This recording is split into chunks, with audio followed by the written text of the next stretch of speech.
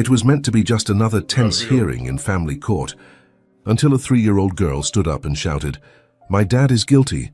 I saw everything." The atmosphere changes instantly. The mother faints, the father freezes, and the judge stops everything to hear the girl. What begins as an innocent accusation reveals a web of lies, fraud and betrayals hidden for years. The truth behind that cry will surprise you. In the wood-paneled family court of Oak Ridge County, Pennsylvania, the Tuesday morning proceedings carried on with their usual rhythm of legal jargon and strained emotions. The air conditioner hummed a monotonous background tune to the drama unfolding within these walls.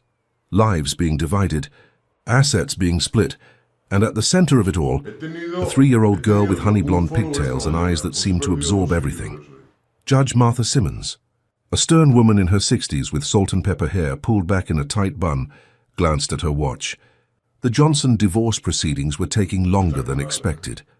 Emily Johnson, 34, sat with perfect posture at one table, her chestnut hair falling in soft waves around a face that once graced local beauty pageants.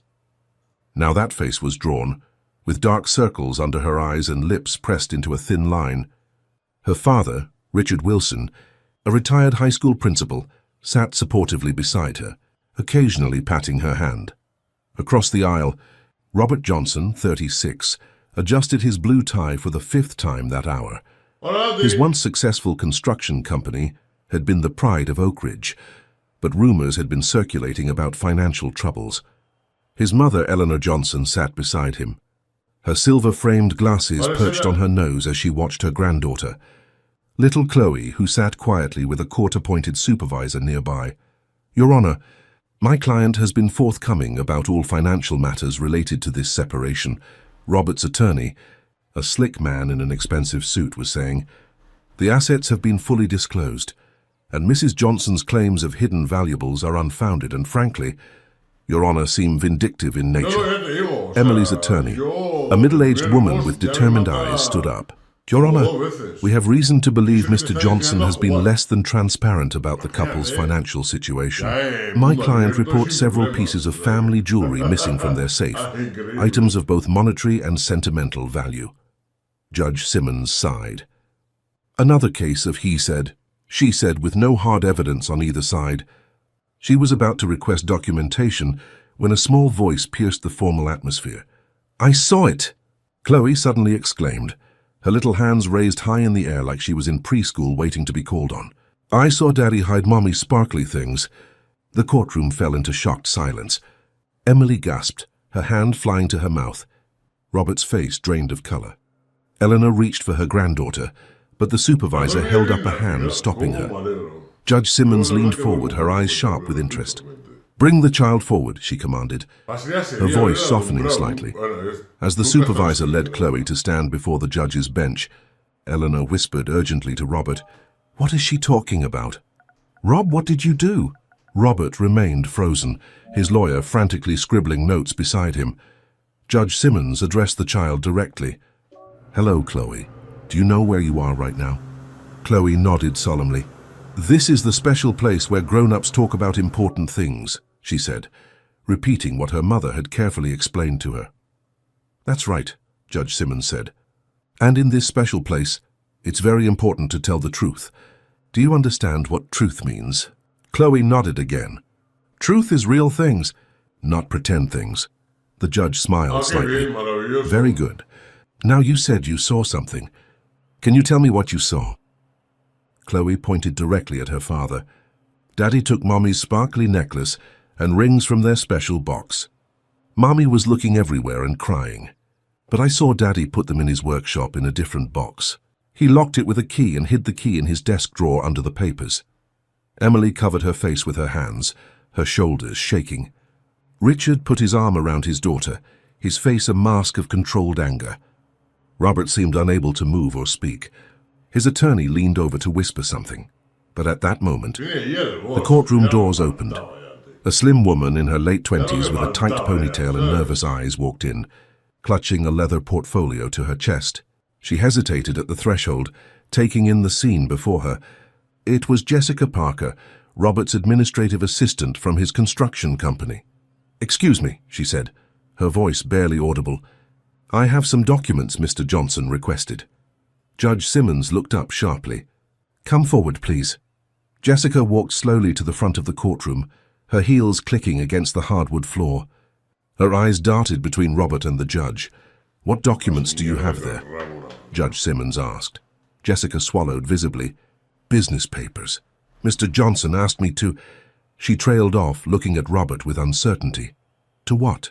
The judge prompted. To destroy them, Jessica finally said, her voice steadying with resolve. But I couldn't. Something felt wrong. Robert finally broke his silence. Jessica, what are you doing? His voice came out as a strangled whisper. Judge Simmons held out her hand. I'll take those papers. Jessica hesitated only a moment before handing over the portfolio. There are loan agreements in there, she said quietly. And bank statements. Things that weren't included in the financial disclosures for the divorce.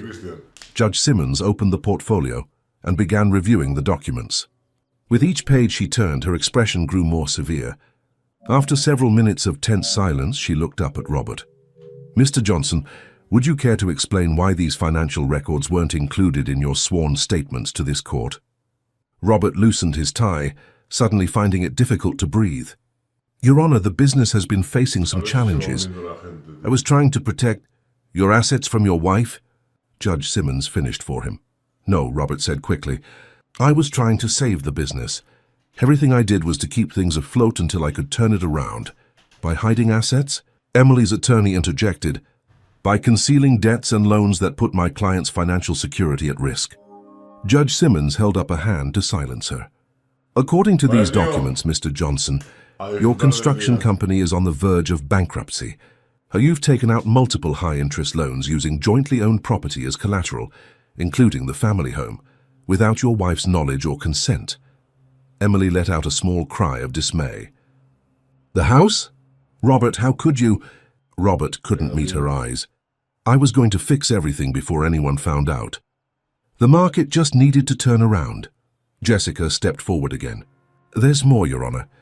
Mr. Johnson has been falsifying his signature on company documents for months. Some of the loan applications have Mrs. Johnson's signature, but she never signed them. I've worked with her on charity events. I know her handwriting. The courtroom erupted in murmurs. Richard Wilson stood up, his face flushed with anger. You put my daughter and granddaughter's home at risk. You forged Emily's signature. Order, Judge Simmons called, banging her gavel. Mr. Wilson, please be seated. Eleanor Johnson was quietly weeping now, her hand covering her mouth. Robert, what were you thinking? Robert slumped in his chair. I was desperate. The company has been in trouble since the recession hit. I kept thinking if I could just land one big contract, everything would be okay. I couldn't let everyone down. The employees, the family legacy. Dad built that company from nothing. Judge Simmons was reviewing more documents. You've put not only your own financial stability at risk, but that of your soon-to-be ex-wife and your child. This changes the entire nature of these proceedings. She looked toward Chloe, who was watching the adults with wide, solemn eyes. I'm calling a court-appointed psychologist to speak with the child. In the meantime, I'm ordering a full financial investigation into Mr. Johnson's business and personal accounts. Judge Simmons turned to Jessica. Ms. Parker, I'll need a formal statement from you. And I suggest you secure legal counsel of your own. Jessica nodded, avoiding Robert's gaze. Court is in recess until tomorrow morning, Judge Simmons announced, banging her gavel. During which time, Mr. Johnson, I strongly advise you to prepare a complete and honest accounting of your finances. Mrs. Johnson will retain temporary custody of the child, with supervised visitation for Mr. Johnson, pending further evaluation. As the court began to clear, Dr. Natalie Reynolds, the court psychologist, approached Chloe. With gentle words and a warm smile, she led the little girl to a separate room designed to be child-friendly, with colorful furniture and toys. Hi, Chloe, Dr. Reynolds said as they sat on a small couch together. My name is Dr. Natalie. I'd like to talk with you a little bit, if that's okay. Chloe nodded, clutching a stuffed rabbit that the doctor had given her. Can you tell me more about what you saw with your daddy and mommy's sparkly things? Chloe's small face grew serious. I was playing hide-and-seek by myself. Daddy didn't know I was behind the curtain in his office at home. He came in with mommy's jewelry box, and took out all her necklaces and rings. He put them in a metal box and locked it. Then he put the box way up high in his workshop cabinet. "Did you tell your mommy what you saw?" Chloe shook her head. "Daddy was on the phone after. He said he needed money quick and nobody could know. He said he would get it back before anyone noticed." She hugged the rabbit tighter. Daddy looked sad. "I saw him crying in his office one day when he thought no one was there." Dr. Reynolds made careful notes. "How did that make you feel, seeing your daddy sad?" "Scared," Chloe whispered. "Like when monsters might be under the bed." Outside in the hallway, Emily sat on a bench, her father beside her, as she tried to process everything that had happened. "He used the house as collateral," she said numbly. "The house my grandparents helped us buy as a wedding gift. How could he do this without telling me?" Richard squeezed her hand. "We'll figure this out, Emmy. You and Chloe can stay with me as long as you need." Across the corridor, Robert stood with his mother and his lawyer, looking shell-shocked. "You need to come clean about everything," his lawyer was saying urgently. "If there's anything else the judge might discover, now is the time to disclose it." Eleanor Johnson touched her son's arm. "Robert, I raised you better than this. Your father would be so disappointed." Robert flinched at her words. "I know, Mom, the business was everything to Dad. When things started going south, I couldn't bear to be the one who lost it all. So instead, you risked losing your family." Eleanor shook her head sadly. "You need help, Robert. Real help." As Jessica walked past them toward the exit, Robert called out to her. "Jess, wait." She stopped but didn't turn around. "I'm sorry I put you in that position," he said, his voice breaking. "You did the right thing." Jessica finally turned to face him, tears in her eyes. "I should have spoken up sooner. When you asked me to destroy those documents, I knew something was seriously wrong. I've been watching you spiral for months, making increasingly desperate decisions." "I was trying to protect everyone," Robert said weakly. "No," Jessica replied firmly. "You were protecting yourself from facing reality. And now look what's happened." As she walked away, Robert realized with crushing clarity just how much damage his deception had caused. Not just to his marriage and his relationship with Chloe, but to everyone who had trusted him, his employees, his family, even Jessica, who had stood by him through the company's darkest days. In the child-friendly room, Dr. Reynolds was finishing her preliminary assessment of Chloe. The little girl showed signs of stress and hypervigilance typical of children in high-conflict divorces, but she was remarkably resilient and articulate for her age. "Chloe, you've been very brave today," Dr. Reynolds told her.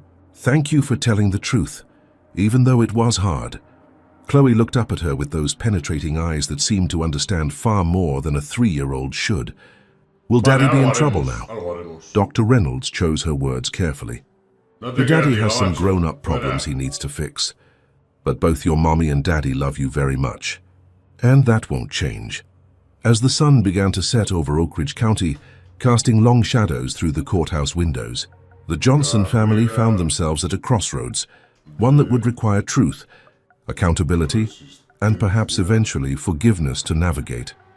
The morning after the courthouse revelation, Emily Johnson sat at her father's kitchen table, staring into a cup of coffee that had long gone cold.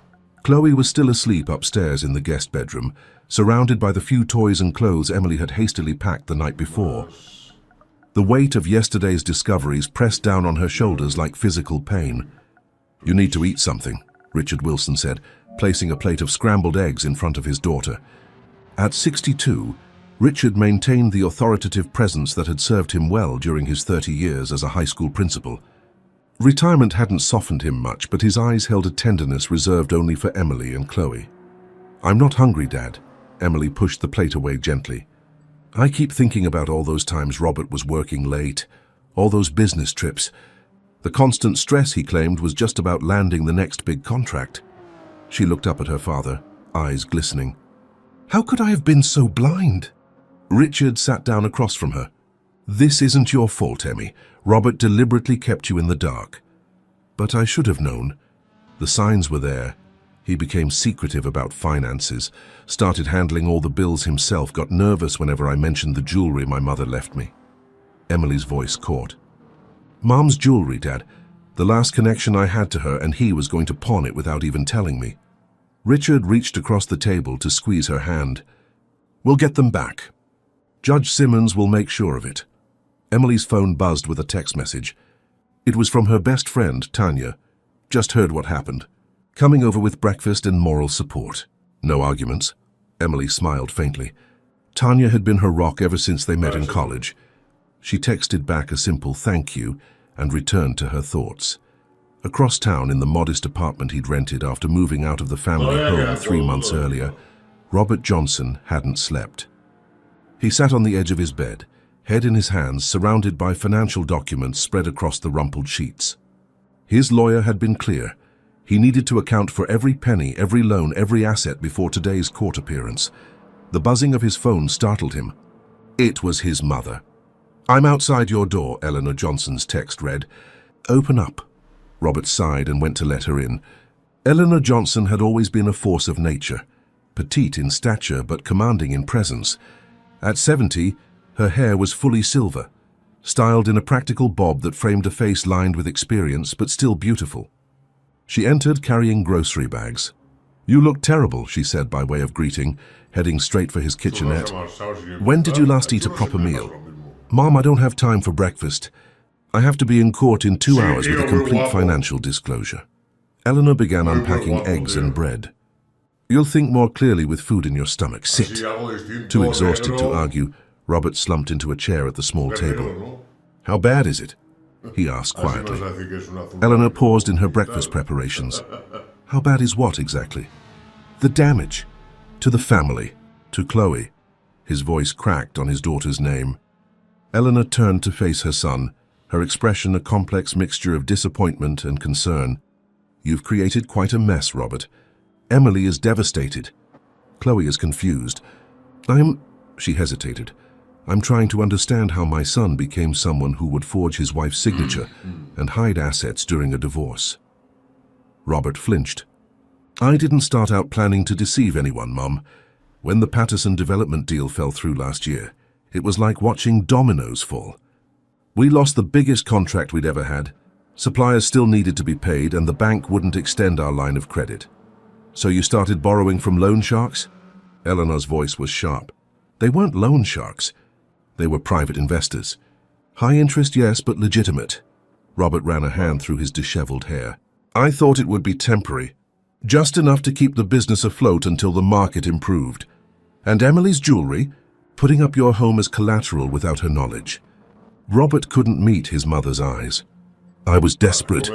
Every month that passed, we sank deeper. I convinced myself I was protecting her from worry, that I'd replace the jewelry before she noticed, that I'd pay off the loans before they became a problem." Eleanor cracked eggs into a bowl with more force than necessary. "Your father built that company on honesty and hard work. Even in the worst recession of his time, he never lied to me about our finances." The mention of his father struck Robert like a physical blow. Frank Johnson had been a legend in Oak Ridge, a self-made man who started with a single truck and built one of the most respected construction companies in the county. When he passed away 4 years ago, Robert had inherited not just the business but the weight of its legacy. "I couldn't be the one to let it all collapse. Mom, Dad's life's work." "Don't you dare use your father as an excuse," Eleanor interrupted, pointing a spatula at him. "Frank would never have approved of deception, especially toward family." As Eleanor turned back to the stove, Robert's phone rang. It was Jessica Parker. "Robert," she said when he answered, her voice tense, "I've just been served with a subpoena to testify about the company finances. They're asking for all the records I have access to." Robert closed his eyes. "Just tell the truth, Jess, it's all coming out anyway." After ending the call, he looked up to find his mother watching him. Her expression softened somewhat. "Jessica is a good person," Eleanor said. "She put her own job at risk to do the right thing." "I know," Robert replied. "Everyone around me has been paying for my mistakes." Eleanor set a plate of eggs and toast in front of him. "Eat, then shower and put on your best suit. You're going to walk into that courtroom today and take full responsibility for your actions. No excuses, no shifting blame. If you want any chance at rebuilding trust with your daughter, with any of us, that's where it starts." At Richard Wilson's home, Tanya had arrived with bagels, cream cheese, and fierce loyalty. She hugged Emily tightly before setting down her offerings. All right, what do you need? A shoulder to cry on? Someone to help you plan your next steps? Or should I just go key Robert's car? Tanya's attempt at humor brought a small smile to Emily's face. Thanks for coming, Emily said, accepting a bagel. I'm still in shock, I think. Yesterday morning I was just worried about getting through another divorce hearing. By afternoon I discovered my soon-to-be ex-husband has nearly bankrupted us, forged my signature and hidden my mother's jewelry. Tanya shook her head in disbelief. Have you spoken to your attorney? She called last night. With the new evidence, she thinks we can expedite the divorce and secure full custody of Chloe, at least temporarily. Richard entered the kitchen. Tanya, good to see you. Is that cinnamon raisin I smell? As they ate, the conversation turned to practical matters, finding a permanent place for Emily and Chloe to live, understanding the implications of Robert's financial deceptions for Emily's own credit, and preparing Chloe for the changes ahead. Mommy? A small voice called from the doorway. Chloe stood there in her pink pajamas, her honey blonde hair tousled from sleep, clutching her favorite stuffed rabbit. Emily immediately went to her daughter, kneeling to embrace her. Good morning, sweetheart. Did you sleep okay in Grandpa's house? Chloe nodded, then asked the question Emily had been dreading. Are we going to see Daddy today? Emily exchanged a glance with her father before answering carefully. Yes, we'll see Daddy at the special place again today. But after that, you and I are going to stay here with Grandpa for a while. Because Daddy hid your sparkly things? Emily took a deep breath. Partly. Daddy and I have some grown-up problems to work out. Chloe seemed to consider this, her small face serious. Daddy looked sad when I told about the sparkly things.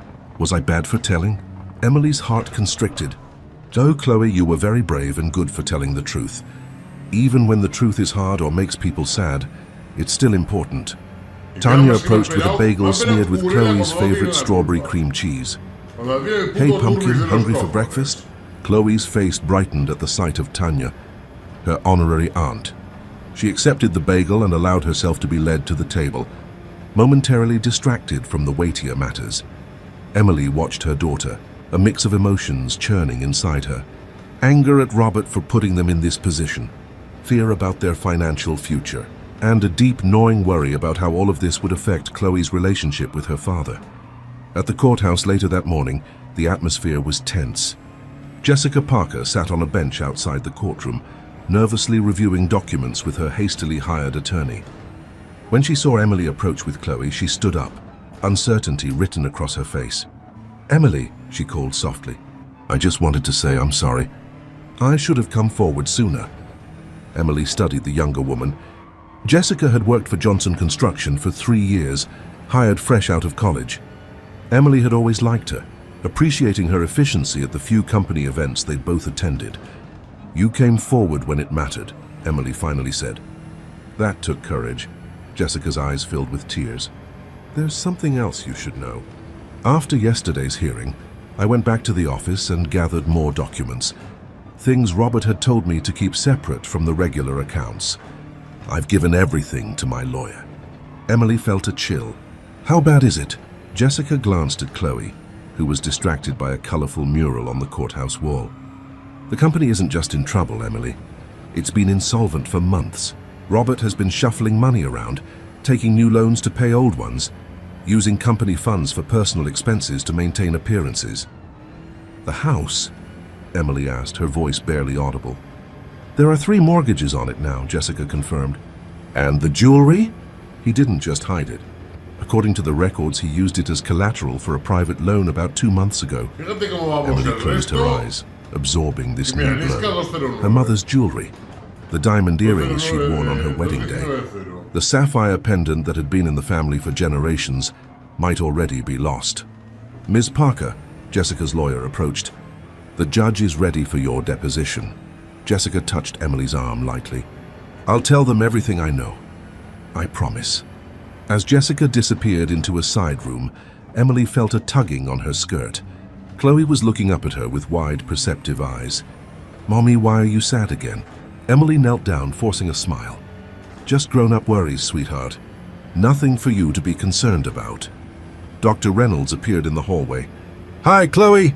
Would you like to come play in the special room while the grown-ups talk? Chloe looked between her mother and the psychologist, then nodded. Can I bring Mr. Hoppy? She asked, holding up her stuffed rabbit. Of course, Dr. Reynolds smiled. Mr. Hoppy is very welcome. As Dr. Reynolds led Chloe away, Robert arrived with his mother and his lawyer. He looked haggard but composed in a dark blue suit. When he saw Emily, he hesitated, then approached cautiously. Emily, he began, his voice low. Before we go in there, I need to tell you. Save it for the judge, Robert. Emily cut him off, her voice cold. Jessica already told me about the additional mortgages and the loan against my mother's jewelry. Robert blanched. I was going to tell you that I've instructed my lawyer to be completely transparent today. No more hiding, no more deception. And I'm going to do everything in my power to get your jewelry back. Emily looked at the man she had once loved enough to marry, to have a child with, to build a life around. Now he seemed like a stranger. You know what hurts the most, Robert? Hurts not the money or even the jewelry. It's that you didn't trust me enough to tell me the truth when things started going wrong. We could have faced it together, found a solution together. Eleanor stepped forward. Emily, I know my son has wronged you terribly, but I hope, for Chloe's sake, that someday there might be forgiveness. Emily's gaze shifted to her mother-in-law, softening slightly. Eleanor had always been kind to her, treating her like the daughter she never had. Chloe needs her father, Emily acknowledged.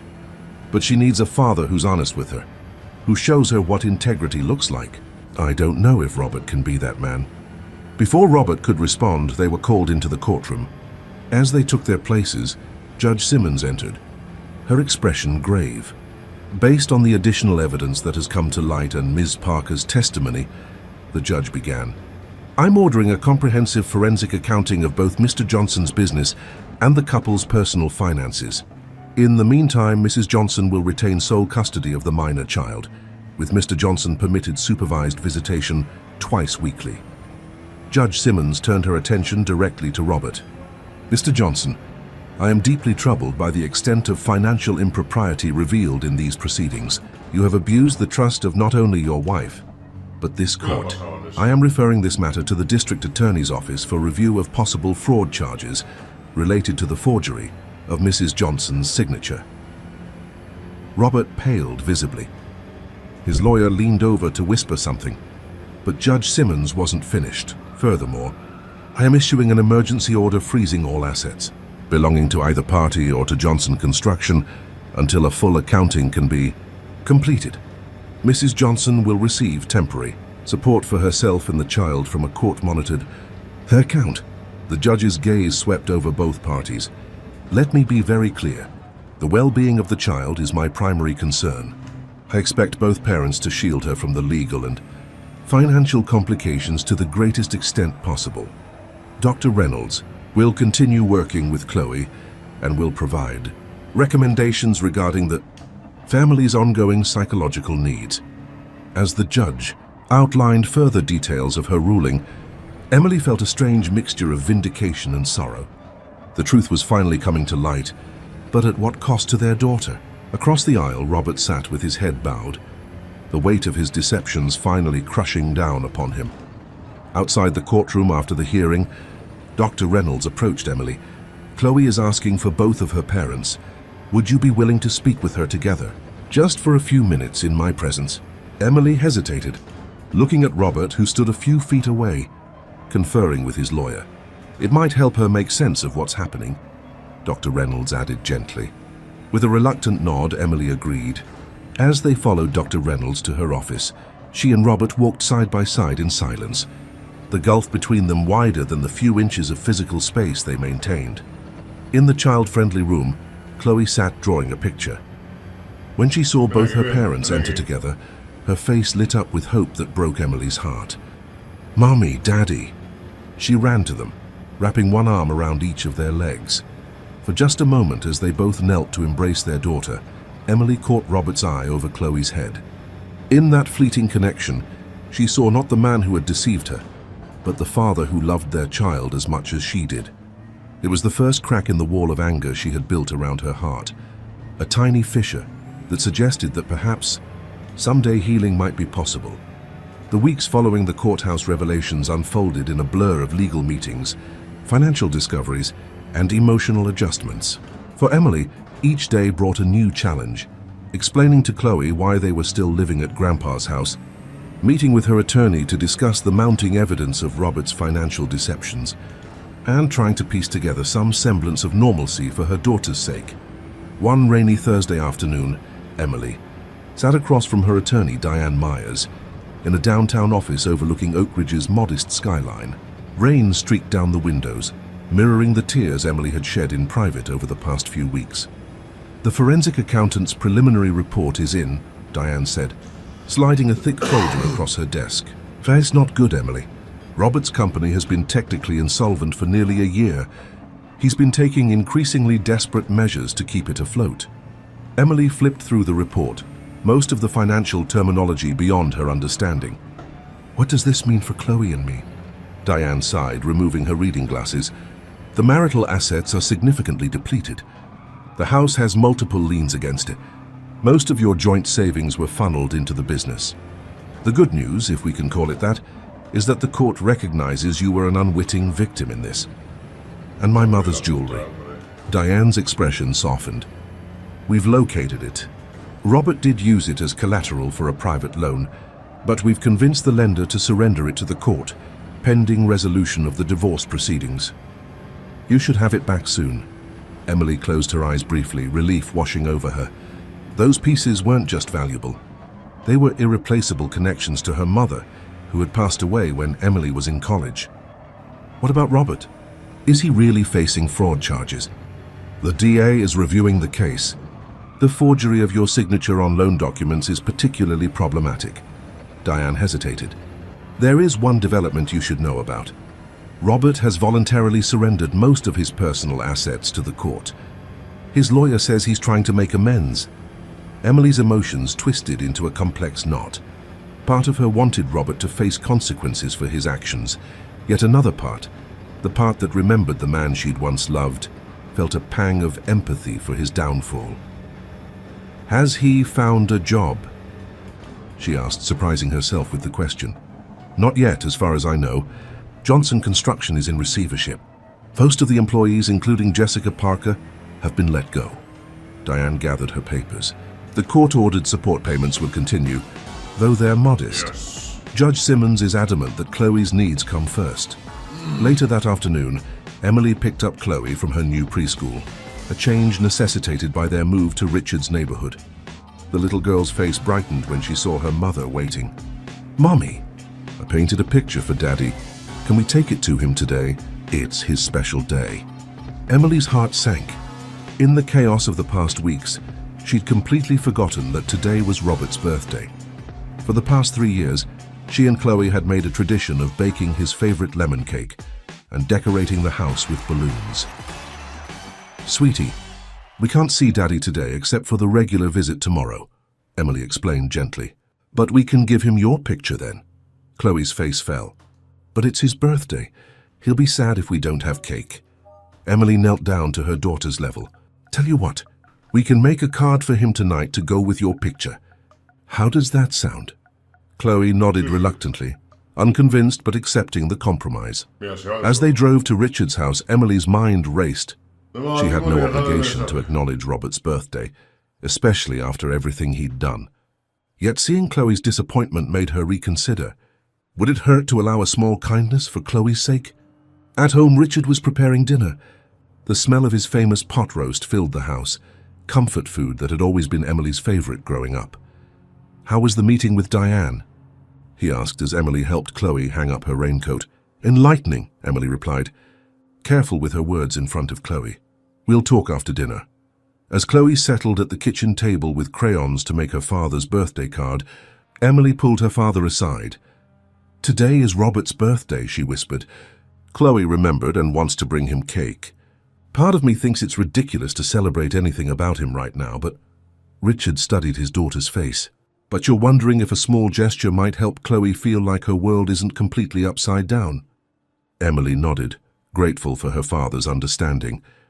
"Emmy, I think you know the answer already. Whatever Robert has done, he's still Chloe's father. Letting her acknowledge his birthday isn't about forgiving him. It's about letting her express her love in a way she understands." Emily sighed. When did you get so wise about co-parenting, Dad? Richard smiled sadly. I watched your mother navigate it with your stepfather. It wasn't always pretty, but she always put you first. He glanced at Chloe happily drawing at the table. Besides, that little one has the biggest heart I've ever seen.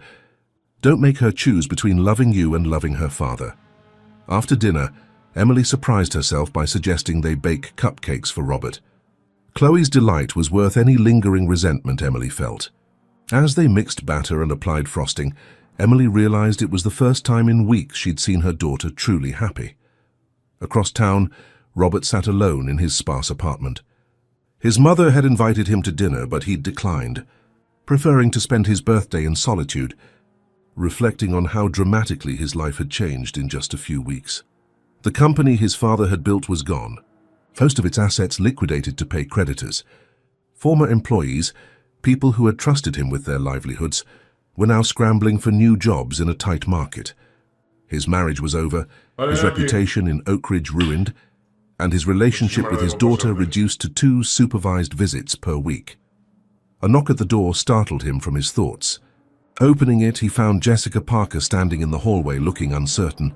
Jessica, what are you doing here? She held up a small paper bag.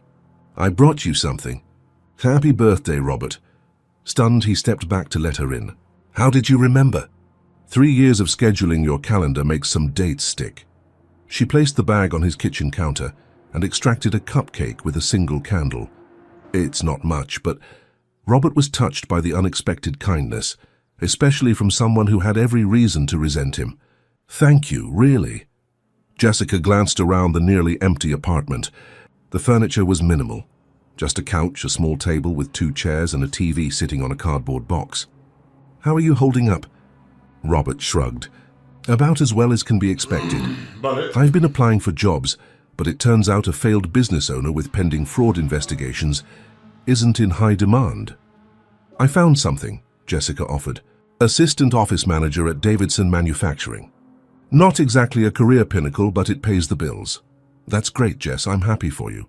Robert meant it sincerely. Have you heard from any of the others? Most have landed on their feet. Mike and Tony started their own small contracting business. She hesitated. They might need help, actually. Not in management, but Robert raised an eyebrow. They'd consider hiring the guy who tanked their last job? You know carpentry better than anyone.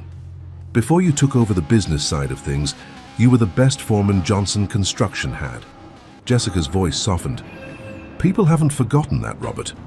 The idea of returning to hands-on work, of creating rather than managing, stirred something in Robert that he hadn't felt in years. Before the pressure of running the company had consumed him, he'd actually enjoyed the craft of building. Their conversation was interrupted by another knock. Robert opened the door to find Emily and Chloe standing there, Chloe clutching a decorated shoebox and Emily holding a small container of cupcakes. Happy birthday, Daddy, Chloe exclaimed, rushing forward to hug his legs. Robert looked from his daughter to Emily, confusion and gratitude battling in his expression. I didn't expect. Thank you for bringing her. Emily's face remained carefully neutral. It was important to Chloe. Jessica stepped forward. I should go. Thanks for the talk, Robert. As Jessica slipped past Emily with a nod, Chloe proudly presented her shoebox. We made you presents, Daddy. Robert knelt down to accept the gift, opening it to find a colorful handmade card, a painting of what appeared to be their family, though the figures were now separated on the page, and a clay sculpture that Chloe explained was a house for when you get a bigger place. These are the best presents I've ever received, Robert said, his voice thick with emotion. He looked up at Emily, who remained by the door. Thank you for this. Emily nodded slightly. 15 minutes, Chloe. Then we need to get home for bath time. As Chloe showed Robert her latest preschool adventures, Emily surveyed the apartment. It was a far cry from their spacious family home, with its custom kitchen that Robert had designed himself. The contrast between his former life and current circumstances was stark. You're looking for work? Emily asked, noticing a resume draft on the table. Robert nodded, keeping his attention on Chloe's animated story about a classroom turtle. A few leads. Nothing concrete yet. Emily didn't press further. After Chloe had finished her story, and they'd shared cupcakes, Emily gently reminded her daughter it was time to leave. "Can't I stay a little longer? Please, Mommy." Chloe's pleading eyes were difficult to resist. "Not tonight, sweetheart. Remember, you'll see Daddy tomorrow for your regular visit." As they prepared to leave, Robert walked them to the door. "Emily," he said quietly, "I know it doesn't change anything, but I want you to know I'm working with the bank to try to save the house. If there's any way to keep it for you and Chloe. Don't make promises you can't keep, Robert." Emily cut him off, her voice low so Chloe wouldn't hear. "We're adapting to our new reality. You should do the same." The following day, during their regular supervised visit at the family center, Dr. Reynolds observed Robert and Chloe together. Despite his personal troubles, Robert remained fully engaged with his daughter, building block towers, reading her favorite stories, and listening intently to her chatter. After the visit, Dr. Reynolds asked to speak with Robert privately. "You're very natural with Chloe," she noted. "She clearly adores you." Robert smiled sadly. "She's the best thing in my life. Always has been." "How are you processing everything that's happened?" Dr. Reynolds asked. "Emotionally, I mean." Robert was silent for a moment. "I'm seeing a therapist, if that's what you're asking. Court mandated, but I would have sought help anyway. I need to understand how I let things go so far, how I became someone who could lie to his family." "And have you gained any insights?" "Some," Robert admitted. "My therapist thinks I've been trying to live up to an impossible standard since my father passed. Dad built the company from nothing, weathered multiple recessions without ever compromising his principles. When things started going wrong on my watch, I couldn't face the failure. I kept thinking I could fix it before anyone found out. That must have been an enormous burden to carry alone," Dr. Reynolds observed. "It was. But that doesn't excuse what I did." Robert looked down at his hands. "The hardest part now is knowing I can't just make it right. I can apologize, I can try to be better, but the damage is done." Dr. Reynolds made a note in her file. "Recognizing that is an important step, Robert. Have you shared any of these realizations with Emily?" "She's not interested in hearing from me, except about practical matters involving Chloe." There was no bitterness in his voice, just resignation. "And I don't blame her." Later that week, Emily received an unexpected call from Eleanor Johnson. "Emily, dear, I was hoping we might have lunch tomorrow," Robert's mother said. "Just the two of us. There are some things I'd like to discuss with you." Curious and a bit apprehensive, Emily agreed. They met at a small cafe in downtown Oak Ridge, a neutral territory away from family homes and painful memories. Eleanor looked elegant as always, but Emily noticed new lines of worry on her face. After they ordered, Eleanor reached into her purse and pulled out a small velvet pouch. "The court released this to me yesterday," she said, sliding it across the table. "Robert asked me to give it to you right away." Emily opened the pouch to find her mother's sapphire pendant, the most precious piece from the collection Robert had hidden and used as collateral. "He went to the lender personally and paid off enough of the loan to secure its release," Eleanor explained. "He's working at his old friend Mike's construction company now, doing physical labor for the first time in years. Every penny beyond his basic living expenses is going toward making things right."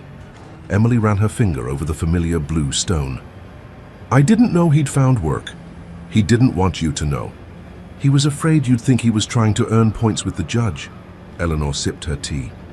"Emily, I'm not here to defend what my son did. It was wrong on every level.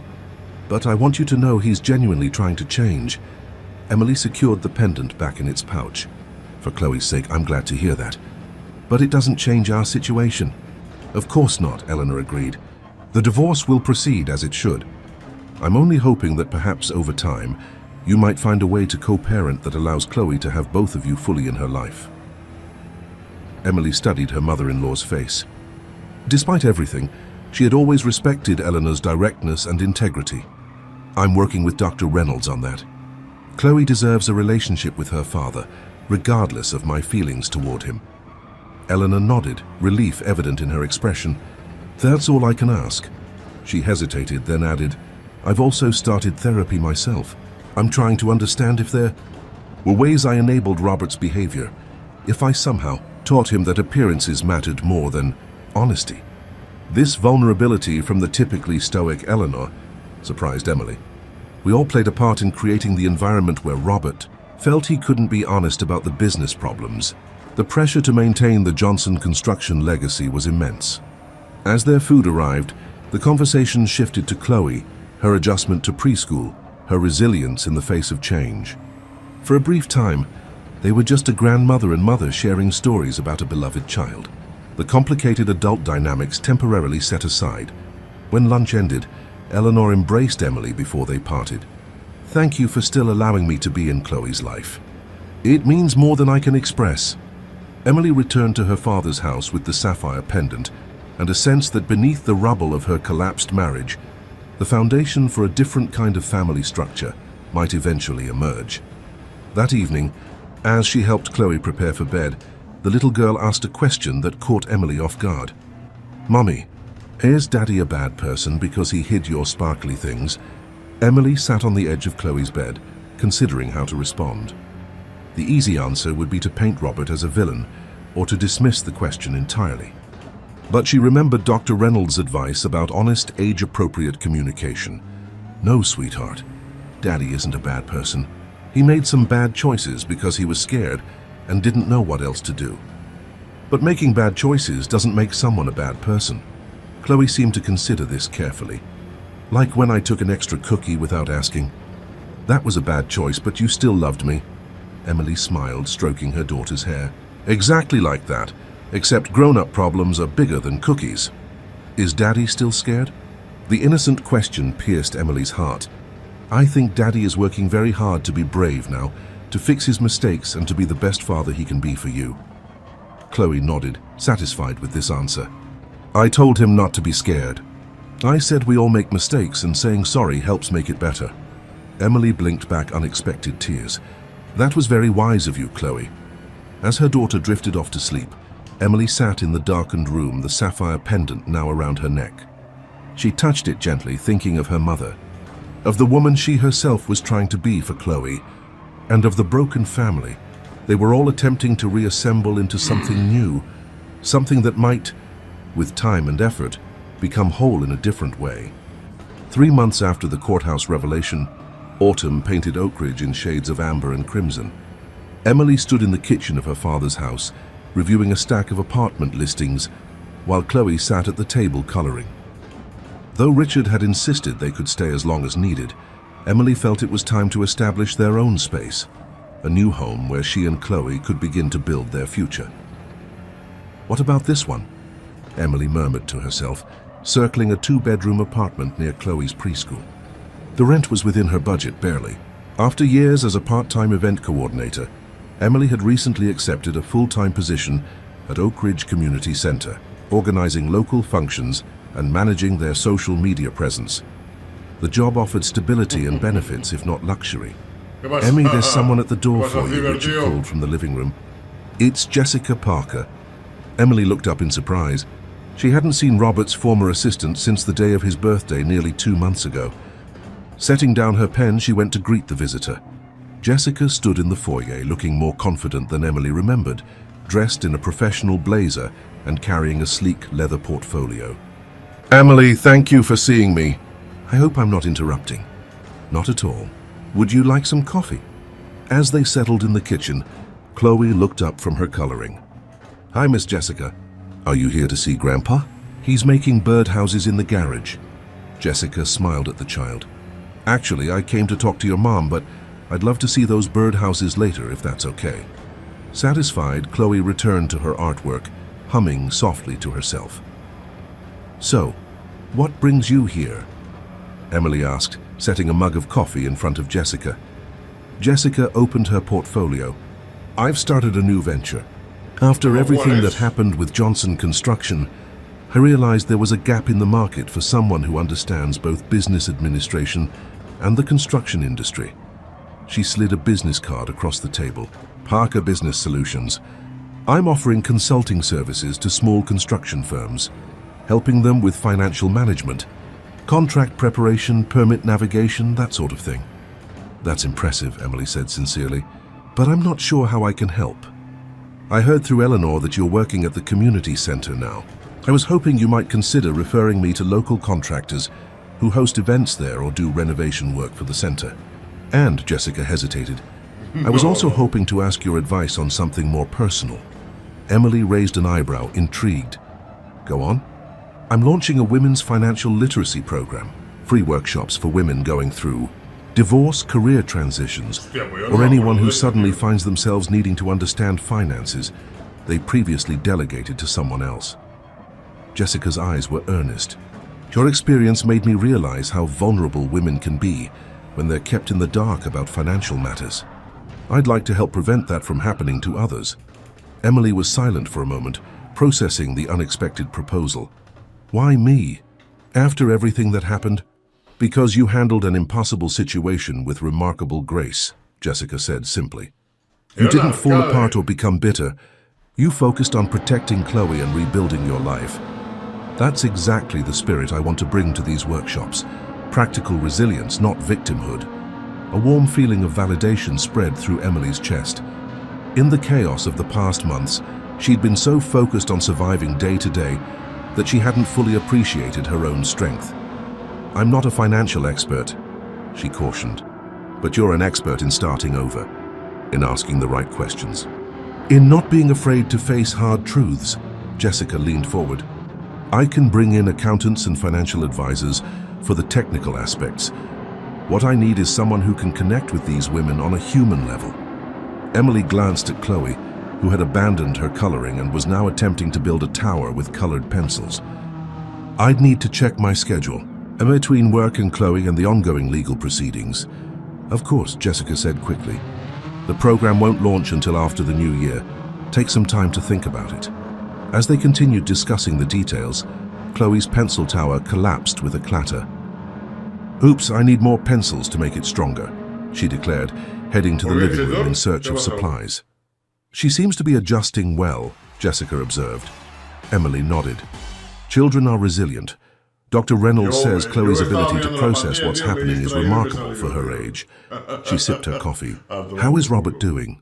I only see him during the custody exchanges, and we keep conversation to a minimum. Jessica's expression softened. He's working hard.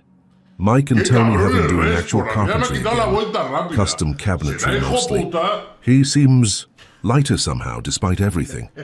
More like the Robert I first met when I joined the company, before the financial pressure consumed him.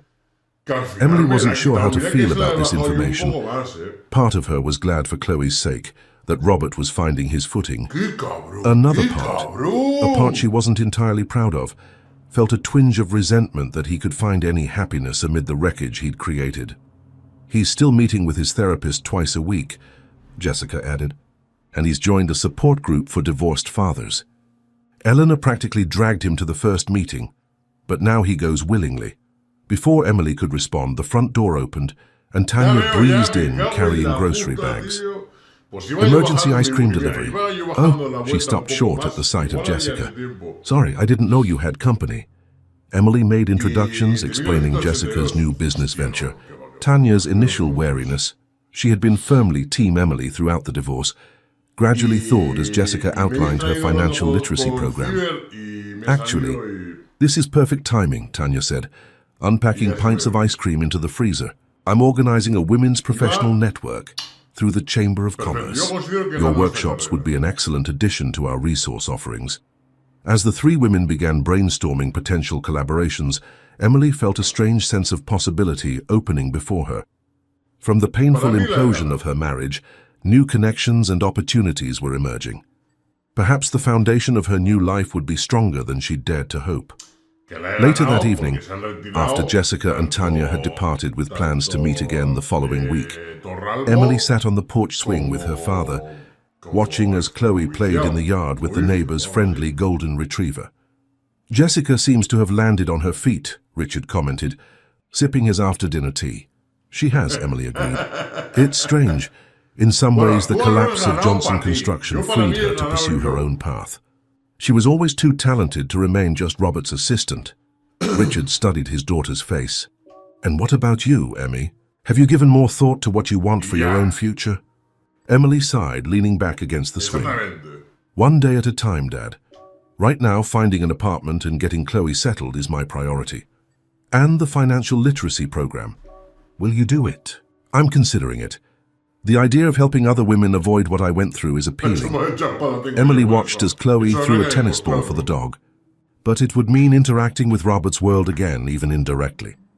I'm not sure if I'm ready for that. Richard was silent for a moment. You know, after your mother left, I was angry for a long time. I wanted nothing to do with anything that reminded me of her. But eventually I realized that approach was limiting my own growth. He patted Emily's hand. Just something to consider. The following Saturday was Robert's scheduled time with Chloe. As had become their routine, Emily drove to the family center where their supervised visits took place. Usually she would drop Chloe off with the supervisor and return 2 hours later. This time, however, Dr. Reynolds had requested that both parents stay for a joint session. Emily arrived to find Robert already there, talking with Dr. Reynolds in the center's small reception area.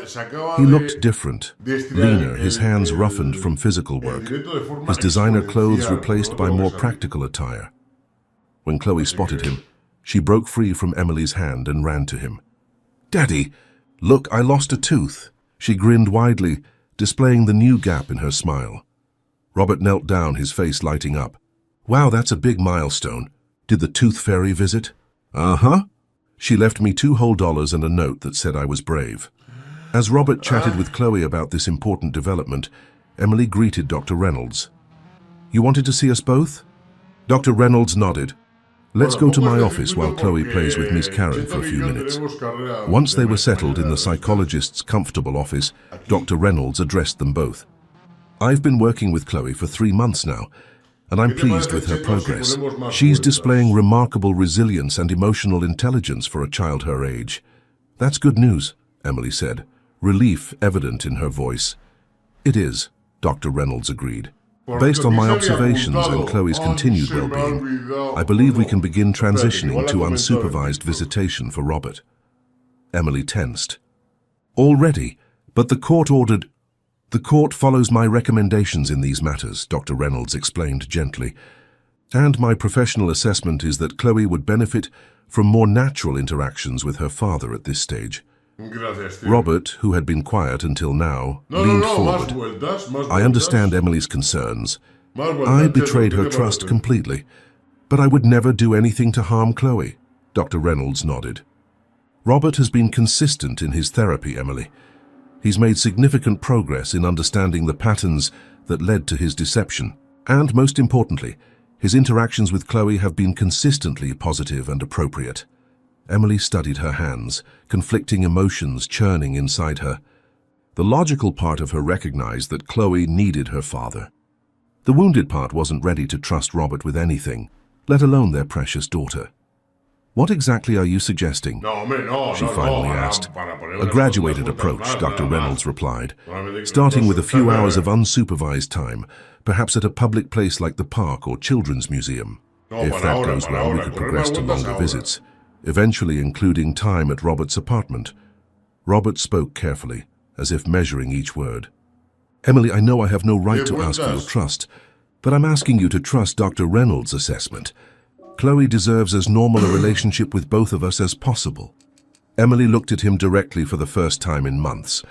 Behind the remorse in his eyes, she saw something else, a steadiness that had been absent during the turbulent final years of their marriage. "If we do this," she said slowly, "there would need to be clear boundaries. Chloe's routine has finally stabilized. I don't want anything disrupting that." "Of course," Robert agreed quickly. "Whatever parameters you think are appropriate." Dr. Reynolds smiled encouragingly. "That's exactly the kind of co-parenting communication I've been hoping to hear from you both. Shall we bring Chloe in now and discuss how we'll present this to her?" The following weekend brought the first unsupervised visit. Robert had suggested the Children's Discovery Museum, neutral territory that Chloe loved.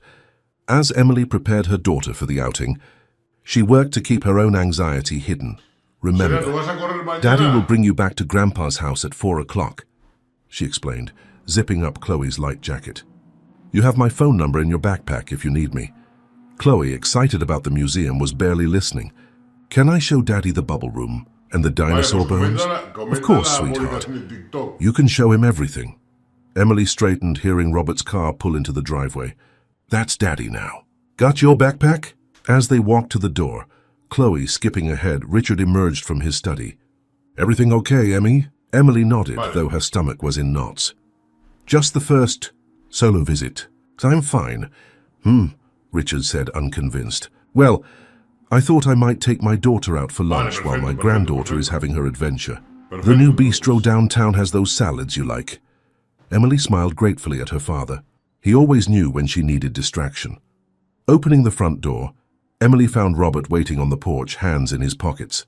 He'd gotten a haircut, she noticed absently, and looked more like his old self, except for a new weathered quality to his face, a humility in his posture that spoke of hard-earned lessons. Hi, Robert, she greeted him formally. She's all ready to go. There's a water bottle and snack in her backpack. Thanks, he replied, his eyes warming as Chloe bounded toward him. Hey, princess, ready for our museum adventure? Daddy! I'm going to show you the bubble room and the dinosaurs and the water table and... Robert laughed, scooping her up. Whoa, sounds like we have a full agenda. Over Chloe's head, he met Emily's gaze. We'll be back by 4, exactly as planned. Emily nodded, fighting the urge to issue last-minute instructions or warnings. Have fun, Chloe. I'll see you this afternoon. As she watched them drive away, Emily was surprised by the conflicting emotions washing over her. Relief at having a few hours to herself, anxiety about Chloe being without her, and something unexpected, a flicker of memory from happier times when the three of them had been a family, before secrets and lies had corroded their foundation. Richard appeared beside her, car keys in hand. They'll be fine, Emmy, and so will you. Now, how about that lunch? Throughout lunch, Emily checked her phone frequently, half expecting an emergency call. But none came. Instead, shortly after 2 o'clock, she received a text message from Robert, a photo of Chloe standing inside a giant bubble in the museum's bubble room, her face alight with wonder. The caption read simply, having a blast. All is well. Emily showed the phone to her father. He didn't have to do that. No, he didn't, Richard agreed. But it was thoughtful. He knows you're worried. By the time 4 o'clock arrived, Emily had managed to relax somewhat, helped by her father's steady conversation and the wine they'd shared with lunch. She was reading on the porch when Robert's car pulled into the driveway right on schedule. Chloe bounded out, clutching a small gift bag from the museum shop and talking excitedly. Mommy? The museum had a new exhibit with light-up floors that change when you walk on them. And Daddy let me get a geode from the gift shop, and we're going to break it open next time to see the crystals inside. Emily smiled, absorbing her daughter's enthusiasm. That sounds wonderful, sweetheart. Why don't you go show Grandpa your geode while I talk to Daddy for a minute? As Chloe dashed inside, Emily turned to Robert. Thank you for the photo. That was considerate, Robert nodded. I figured you might be concerned. It was the least I could do, he hesitated. She had a great time. She's an amazing kid, Emily. Yes, she is. Emily studied him for a moment. You seem different. A small, rueful smile touched his lips. 3 months of therapy, manual labor, and facing the consequences of your worst mistakes will do that to a person. He glanced toward the house. Jessica mentioned she spoke to you about her new business. I think it's going to be really successful. I think so too, Emily agreed. She's asked me to participate in her financial literacy program. Robert's eyebrows rose in surprise. Are you going to do it? I haven't decided yet. Emily crossed her arms, suddenly feeling vulnerable. It would mean staying connected to a part of my life I've been trying to move beyond. For what it's worth, I think you'd be incredible at it, Robert said quietly. You have a way of making people feel understood and supported. That's a rare gift. Before Emily could respond, Chloe reappeared on the porch. Daddy, Grandpa wants to know if you can stay for dinner. He's making spaghetti with meatballs. Robert looked at Emily, clearly caught off guard. That's up to your mom, sweetheart. Emily was equally surprised by her father's invitation. Did Grandpa really ask that, Chloe? Chloe nodded vigorously. He said it's only polite since Daddy brought me back exactly on time. And we're having garlic bread too. Emily suppressed a smile, recognizing her father's diplomatic maneuvering. After a moment's hesitation, she nodded. If you'd like to stay, Robert, you're welcome to. That evening, as the four of them sat around Richard's dining table, there was an initial awkwardness that gradually eased as Chloe dominated the conversation with tales of their museum adventure. Emily observed Robert, The gentle way he helped Chloe twirl her spaghetti, his genuine interest in her stories, the respect with which he treated Richard. It was a glimpse of the man she'd fallen in love with years ago, before ambition and pressure had warped him into someone she no longer recognized.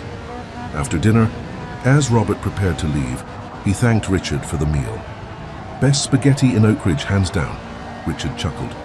"High praise from an Italian-American. Your mother still makes the best sauce, though." "How is Eleanor doing?"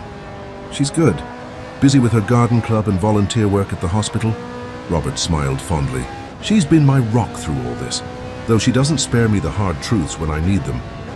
"Eleanor never was one to sugarcoat things," Richard agreed. "Tell her I send my regards."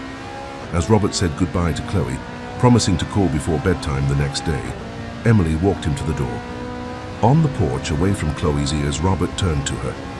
"Thank you for today, Emily, for trusting me with Chloe, for dinner, for everything." Emily nodded, surprised to find that the anger that had sustained her for months had ebbed, leaving in its place a complicated mixture of caution and something almost like compassion. Chloe had a wonderful time. That's what matters. Next Saturday, would it be okay if I took her to the park? There's a new playground they just installed. That should be fine. Same time frame? Robert nodded. As he turned to leave, he paused. "Jessica told me about the apartment listings you're looking at. If you need help with the security deposit or anything, we're managing," Emily said quickly. "But thank you for the offer." After he left, Emily found her father in the kitchen washing dishes. "That was a setup," she accused mildly. "The dinner invitation." Richard didn't deny it. "I figured it was time to see if civilized interaction was possible. For Chloe's sake. And I think we all survived," Richard replied. "One meal at a time, Emily. That's how new patterns are established." Later that night, after Chloe was asleep, Emily sat at the kitchen table with her apartment listings. The one near Chloe's preschool was ideal in many ways, but the security deposit was steep, especially on top of first and last month's rent. Her phone buzzed with a text from Jessica. "Secured our first client today. Small plumbing contractor. Needs complete admin overhaul. Think you could help with their marketing materials. Would pay consultant fee. Let me know." Emily stared at the message, a sense of pieces falling into place washing over her. Perhaps the new foundation she was building didn't need to exclude every element of her past. Perhaps instead, she could incorporate the strongest parts, transforming what had broken her into something that made her stronger. With newfound resolve, she circled the apartment listing, then reached for her phone to text Jessica back. "Congratulations. I'm in. For the consulting and the financial literacy program. Let's talk details soon." Winter descended upon Oak Ridge with a vengeance, blanketing the small Pennsylvania town in snow and forcing its residents to adapt to shorter days and frigid temperatures. For Emily, the changing season coincided with significant transitions in her own life. 2 weeks before Christmas, she and Chloe moved into their new apartment. A cozy 2-bedroom unit in a well-maintained building just 3 blocks from Chloe's preschool. Though modest compared to their former family home, the space felt like a fresh start, a tangible symbol of Emily's growing independence. "What do you think, Chloe Bear? Should we put the Christmas tree by the window or in the corner?" Emily asked as they stood in their still sparsely furnished living room, surrounded by boxes marked with Richard's neat handwriting. Chloe, bundled in a purple sweater against the apartment's not yet optimal heating system, considered the question with the gravity of a Supreme Court justice. "Window," she decided firmly, "so Santa can see it when he flies by." Emily smiled, making a mental note to pick up a tree stand during her lunch break tomorrow. The first Christmas after divorce was proving to be a minefield of emotions. Nostalgia for traditions past, determination to create new meaningful rituals, and the practical challenges of managing holiday magic on a single income. She was grateful that Robert had agreed to their alternating holiday schedule without dispute. Chloe would spend Christmas Eve and morning with Emily, then Christmas afternoon and the following day with Robert. A knock at the door interrupted her thoughts. She opened it to find Jessica and Tanya, both red-cheeked from the cold and laden with shopping bags. "Housewarming delivery," Tanya announced, bustling past Emily into the apartment. "We come bearing essential supplies." Jessica followed more sedately. smiling at Emily's surprise. We figured moving in December was challenging enough without having to hunt down all the small necessities. As they unpacked their offerings, dish towels, cleaning supplies, a set of wine glasses, and a bottle of wine to christen them, Emily felt a surge of gratitude for these unexpected friendships. In the 4 months since the courthouse revelation, Jessica had transitioned from being a reminder of Robert's deception to becoming a valued ally. Her business was growing steadily, and she had already booked a community center conference room for their first financial literacy workshop in January. "Aunt Tanya, did you bring me something too?" Chloe asked hopefully, eyeing the bags. Tanya grinned, producing a small package wrapped in silver paper. "Would I forget my favorite munchkin? Here's something for your new bedroom." As Chloe tore into the gift, a nightlight that projected stars onto the ceiling, Emily's phone rang. She didn't recognize the number but answered anyway. "Ms. Johnson? This is Derek Wilson from Lakeside Financial Services. I'm calling regarding the mortgage on the property at 1542 Maple Street." Emily's stomach dropped. That was their former family home, the one Robert had leveraged without her knowledge. "Yes? I'm afraid there's been a complication with the loan restructuring. We need to speak with both you and Mr. Johnson as soon as possible. Are you available to come to our office tomorrow morning?" Emily glanced at Jessica and Tanya, who were helping Chloe set up her new nightlight. "I'll need to check my schedule. Can you tell me what this is regarding specifically?" The banker's voice became more guarded. "It concerns a secondary lien on the property that wasn't disclosed in the initial restructuring negotiations. It's rather urgent, Ms. Johnson." After arranging a meeting for the following morning, Emily hung up, her mind racing. Just when she thought she had a handle on the financial mess Robert had created, another layer of deception emerged. "Everything okay?" Jessica asked, noting Emily's expression. "I don't think so," Emily admitted. "Something about another lien on the house that's just come up." Jessica frowned. "That's strange. The forensic accountant was thorough. If there was another loan against the property, it should have been found. Unless it wasn't properly recorded," Tanya suggested, lawyer's mind immediately identifying the possibility. "Or it was taken out after the investigation." Emily shook her head. "Robert doesn't have access to any of our joint assets anymore. Everything's frozen pending the final divorce decree." "Want me to come with you tomorrow?" Tanya offered. "I can rearrange my morning appointments." Emily was tempted but shook her head. "I need to handle this myself, but thank you." Later that evening, after her friends had left and Chloe was asleep beneath her new starry ceiling, Emily called Robert. "I just got a call from Lakeside Financial," she said without preamble when he answered. "Something about another lien on the house that wasn't disclosed. The meeting is tomorrow at 10. There was a long pause on the other end of the line. "I'll be there," Robert finally said, his voice tight. "Emily, I don't know what this is about. I swear." "You've sworn a lot of things, Robert," Emily replied, too tired for anger. "Just be there tomorrow." The following morning, Emily dropped Chloe at preschool and drove to the financial services office in downtown Oak Ridge, her mind churning with possibilities, none of them good. Robert was already waiting in the parking lot, looking as anxious as she felt. "Have they told you anything more?" she asked as they walked toward the entrance together. Robert shook his head. "No. I called my attorney last night, but he couldn't find any record of another lien in the court documents either. Derek Wilson, a thin man with wire-rimmed glasses and a perpetually concerned expression, ushered them into a conference room where another man in a more expensive suit waited. "This is James Hargrove from our legal department," Wilson explained. "Thank you both for coming on such short notice." Hargrove opened a leather portfolio. 6 months ago, Lakeside Financial approved a bridge loan of $75,000 to Johnson Construction, secured by the property at 1542 Maple Street. The paperwork appeared to be in order, including Mrs. Johnson's signature on the consent forms. Emily stiffened. "I never signed anything like that." "We believe you," Hargrove said, sliding a document across the table. "When the loan came due last month without payment, we began processing foreclosure proceedings. That's when our document verification team flagged potential irregularities with your signature."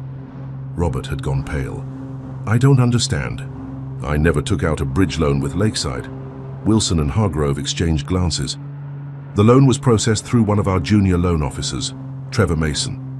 We've been investigating internally and have discovered that Mr. Mason was engaged in several unauthorized activities. He appears to have processed loans that didn't meet our standards, possibly in exchange for compensation from the recipients.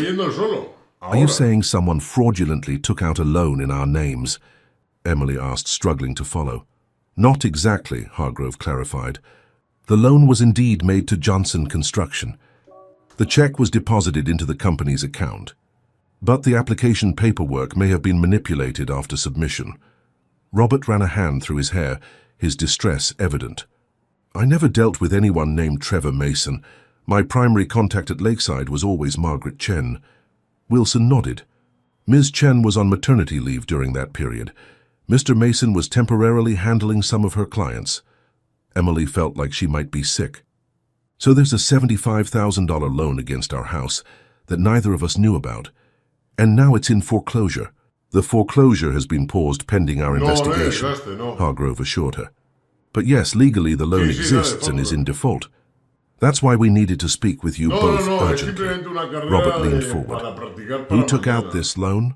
Who received the money? Wilson slid another document across the table. The loan application was submitted by Vincent Reese, listed as Johnson Construction's CFO. Vincent? Robert looked genuinely shocked. He was our comptroller, not CFO, and he left the company over a year ago. Emily watched Robert carefully, trying to gauge if his surprise was genuine. After months of discovering his deceptions, she'd become adept at recognizing when he was hiding something. This time, his confusion appeared authentic. We're working with authorities to locate Mr. Reese, Hargrove explained. In the meantime, we need to discuss options regarding the outstanding loan. Options? Emily repeated incredulously. What options? We didn't take out this loan. Robert's business is dissolved. I'm barely making ends meet as it is.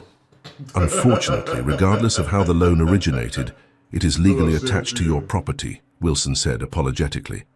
Without payment or restructuring, foreclosure proceedings will eventually continue. Robert stood up abruptly.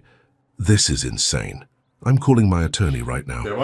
As Robert stepped out of the conference room, Emily remained seated, a peculiar calm settling over her. Just when she thought she had weathered the worst of the financial storm, a new tempest had arrived. What would restructuring entail? She asked quietly. Hargrove outlined a possible payment plan, one that would stretch Emily's already tight budget beyond breaking point. By the time Robert returned with his lawyer on speakerphone, Emily had a clearer understanding of just how precarious their situation was. The next 2 hours were consumed by legal discussions, document reviews, and increasingly tense exchanges. By early afternoon, one fact had become painfully clear. Unless Vincent Reese was found and held accountable, the Johnson family home, now vacant but still legally owned by both Emily and Robert, pending their final divorce, was at risk of foreclosure. As they left the financial services office, a light snow had begun to fall, adding a layer of bitter irony to the already bleak day. Emily pulled her coat tighter around herself, watching her breath form small clouds in the frigid air. "Emily, wait!" Robert called as she headed for her car. "We need to talk about this." She turned reluctantly. "What is there to say?" "Another financial disaster has landed in our laps. At this point, I'm almost numb to it. I had no idea Vincent was capable of something like this," Robert said, his expression haunted. "He worked for us for 5 years. My father trusted him completely. And where is he now?" "I don't know. After the company started struggling, he took a job with a firm in Pittsburgh. We didn't part on the best terms. He felt I wasn't being transparent about the company's financial situation." Robert laughed humorously. "Ironic, isn't it?" Emily studied her ex-husband's face. "Do you think he did this out of revenge? Maybe, or desperation, or opportunity?" Robert sighed heavily. "The bigger question is what we do now. I don't have $75,000, Robert. I don't have anything close to that." "Neither do I," he admitted. "Everything I make goes toward living expenses and paying down the debts I've already acknowledged. But the house, we can't just lose it, Emily. There's still equity there, despite everything. If we could sell it, we can't sell it with an undisclosed lien and pending foreclosure," Emily pointed out. "No one would touch it."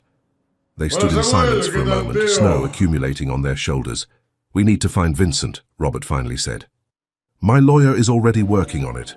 In the meantime, maybe we can pool resources to make the minimum payments and keep the foreclosure at bay. Emily laughed incredulously. Pool resources? Robert, I just spent nearly everything I had on the security deposit and first month's rent for the apartment. Chloe needs winter clothes. Christmas is 2 weeks away. I don't have anything left to pool. Robert ran a hand across his face, brushing away snowflakes. I know, I'm sorry. This isn't your mess to fix. Except it is, Emily countered. My name is on that house. My credit is at stake. My future with Chloe is at risk if this turns into a financial catastrophe. The mention of Chloe seemed to galvanize Robert. We'll figure this out. I promise. And this time I mean it. Emily wanted to believe him, but experience had made her wary of his promises. I need to pick up Chloe from preschool. We can talk more later. Sí. That evening, after Chloe was asleep, Emily called Tanya and Jessica, inviting them over for an emergency strategy session. They arrived bearing takeout and determination, listening intently as Emily explained the situation. This Vincent guy committed fraud, Tanya said bluntly after Emily finished. The bank should be going after him, not you. They are, Emily assured her. But that doesn't solve the immediate problem of the loan being in default. Jessica, who had been unusually quiet, finally spoke up. I remember Vincent. Thin guy, always wore bow ties.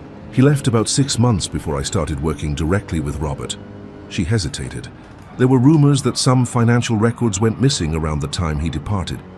Robert never mentioned that, Emily said, surprised. I don't think he knew, Jessica admitted. The office manager at the time, Paula, mentioned it to me when I was first learning the company's filing system. She said Vincent had his own method of bookkeeping that no one else could decipher. Tanya leaned forward, legal mind engaged. That could be significant. If he was already manipulating records back then, it establishes a pattern of behavior. The three women spent the next hour outlining possible approaches, legal avenues to pursue, temporary financial solutions, and practical steps to protect Emily and Chloe from further fallout. By the time her friends left, Emily had a clearer action plan, but still felt the heavy weight of uncertainty about their future. The following day was Saturday. Robert scheduled time with Chloe. When he arrived at the apartment for pickup, Emily could see the toll the new financial revelation had taken on him. The lines around his eyes had deepened, and his shoulders carried a familiar tension she recognized from the final months of their marriage. I thought we could go to the Christmas festival at the town square, Robert told Chloe, helping her with her coat. They have a gingerbread house display and reindeer this year. Chloe's eyes widened. Real reindeer? Like Rudolph? Well, probably more like Rudolph's cousins. Robert smiled, some of the tension leaving his face as he interacted with his daughter. As they prepared to leave, Robert turned to Emily. I've been making calls all morning. My old friend Steve is a private investigator now. He's agreed to help track down Vincent as a favor to me. Emily nodded, grateful for the update, but still guarded. Keep me informed. I will. And Emily, Robert hesitated. I'm going to make this right, whatever it takes. After they left, Emily busied herself with unpacking the remaining boxes and setting up the small artificial Christmas tree she'd purchased. As she unwrapped ornaments, the few she'd taken from the family collection during her hurried departure from their home, memories flooded back. Chloe's first Christmas, the year Robert had surprised her with a hand-carved nativity set, family gatherings with both sets of grandparents. Her phone buzzed with a text from Tanya, meeting with my contact at the regulatory agency Monday morning. Don't worry, we'll fight this. Emily sent back a grateful reply, then continued decorating. By the time the tree was finished, a small but cheerful beacon in their new living room, she had reached a decision. This latest crisis would not derail the progress she had made. Whatever happened with the house and the fraudulent loan, she would protect the home she was building for herself and Chloe, not the physical structure, but the sense of security and truth she had worked so hard to establish. When Robert returned with Chloe that evening, the little girl was bubbling with excitement about the festival, clutching a small stuffed reindeer and wearing a paper crown decorated with glitter. We saw real reindeer, Mummy, and Daddy let me decorate a cookie all by myself. And we saw Santa, but I didn't sit on his lap, because there was a really long line. But Daddy said maybe next weekend we could go to the mall and see a different Santa, who might not be as busy. Emily smiled at her daughter's enthusiasm. "That sounds wonderful, sweetheart. Why don't you go put your reindeer on your bed and wash up for dinner?" As Chloe skipped off to her room, Robert lingered in the doorway. "Steve found something," he said quietly. "Vincent is working for a development company in Harrisburg now. He's using a slightly different name, Vincent R. Eastman instead of Vincent Reese, but it's definitely him. That's good news, right?" Emily asked. "It's a start. My lawyer is preparing to contact him formally." Robert glanced around the apartment, noticing the decorated tree. "The place looks nice, homey." "We're getting there," Emily acknowledged. "It's different, but it's starting to feel like ours." A flash of something, regret perhaps, crossed Robert's face. "Emily, about this loan situation, I was thinking about my tools. I still have my professional workshop equipment in storage. If I sold it, I could probably raise enough for at least a few months of payments while we sort this out." Emily was taken aback by the offer. Robert's tools were his most prized possessions, many inherited from his father and grandfather. "You'd do that?" "In a heartbeat," he said without hesitation. "This mess with Vincent, it happened on my watch whether I knew about it or not. I was the one who hired him, who created an environment where something like this could happen. His willingness to take responsibility, to make a genuine sacrifice, touched something in Emily that she had thought long buried. "Let's wait to see what the lawyers say before you sell anything," she suggested. "But thank you for offering." After Robert left, Emily sat on the couch staring at the twinkling lights of the Christmas tree. The path forward was still uncertain, fraught with financial and legal complications. Yet amid the chaos, small moments of clarity were emerging, glimpses of the people they were becoming through this crucible of challenge and change. Her phone rang again. This time it was Dr. Reynolds. "Emily, I hope I'm not calling too late," the psychologist began. "I wanted to check in about the holiday arrangements for Chloe. Have there been any changes I should be aware of?" "No changes to the schedule," Emily assured her. "But there's a new financial complication with the house. Robert and I are trying to handle it without involving Chloe." Dr. Reynolds was silent for a moment. "How are you coping with this additional stress?" The question caught Emily off guard. Everyone had been asking about practical solutions, legal strategies, financial implications. No one had simply asked how she was feeling. She started, then stopped, surprising herself with the emotion that welled up. "I'm tired. Just when I thought I had found my footing, something else comes along to knock me off balance."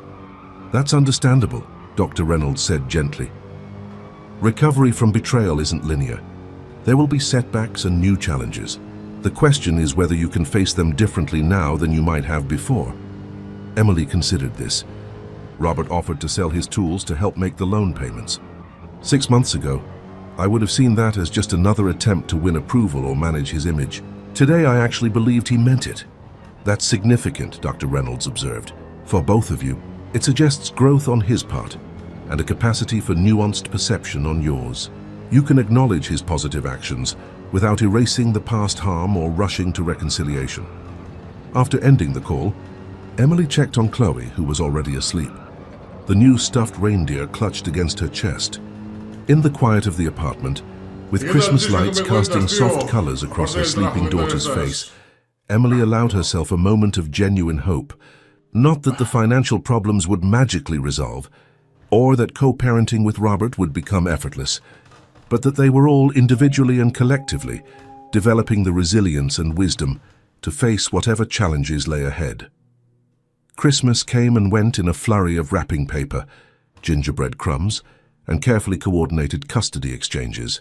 Despite the financial cloud hanging over them, Emily and Robert had managed to create a peaceful holiday for Chloe, who seemed delighted by the novelty of 2 Christmases rather than troubled by the separation. Now, with January's bitter cold settling over Oak Ridge, the realities of their situation could no longer be held at bay by seasonal goodwill. Emily sat in the community center's small conference room, watching as Jessica arranged informational packets on the table. In 15 minutes, their first financial literacy workshop would begin, and despite her experience with public speaking through her event planning work, Emily felt unusually nervous. "What if no one comes?" she whispered to Jessica. "Or worse, what if they come and I can't help?" "Them?" Jessica paused in her preparations. people will come. Qué puta mierda. The registration list is full, and you don't need to have all the answers, Emily. That's why we have the accountant and the credit counselor joining us. Your role is to share your experience, to show these women that financial setbacks don't define them. Before Emily could respond, the door opened and a woman in her mid-40s peered in hesitantly. Is this the Taking Control of Your Financial Future workshop? Yes, please come in. Jessica welcomed her warmly. I'm Jessica Parker, and this is my co-facilitator, Emily Johnson.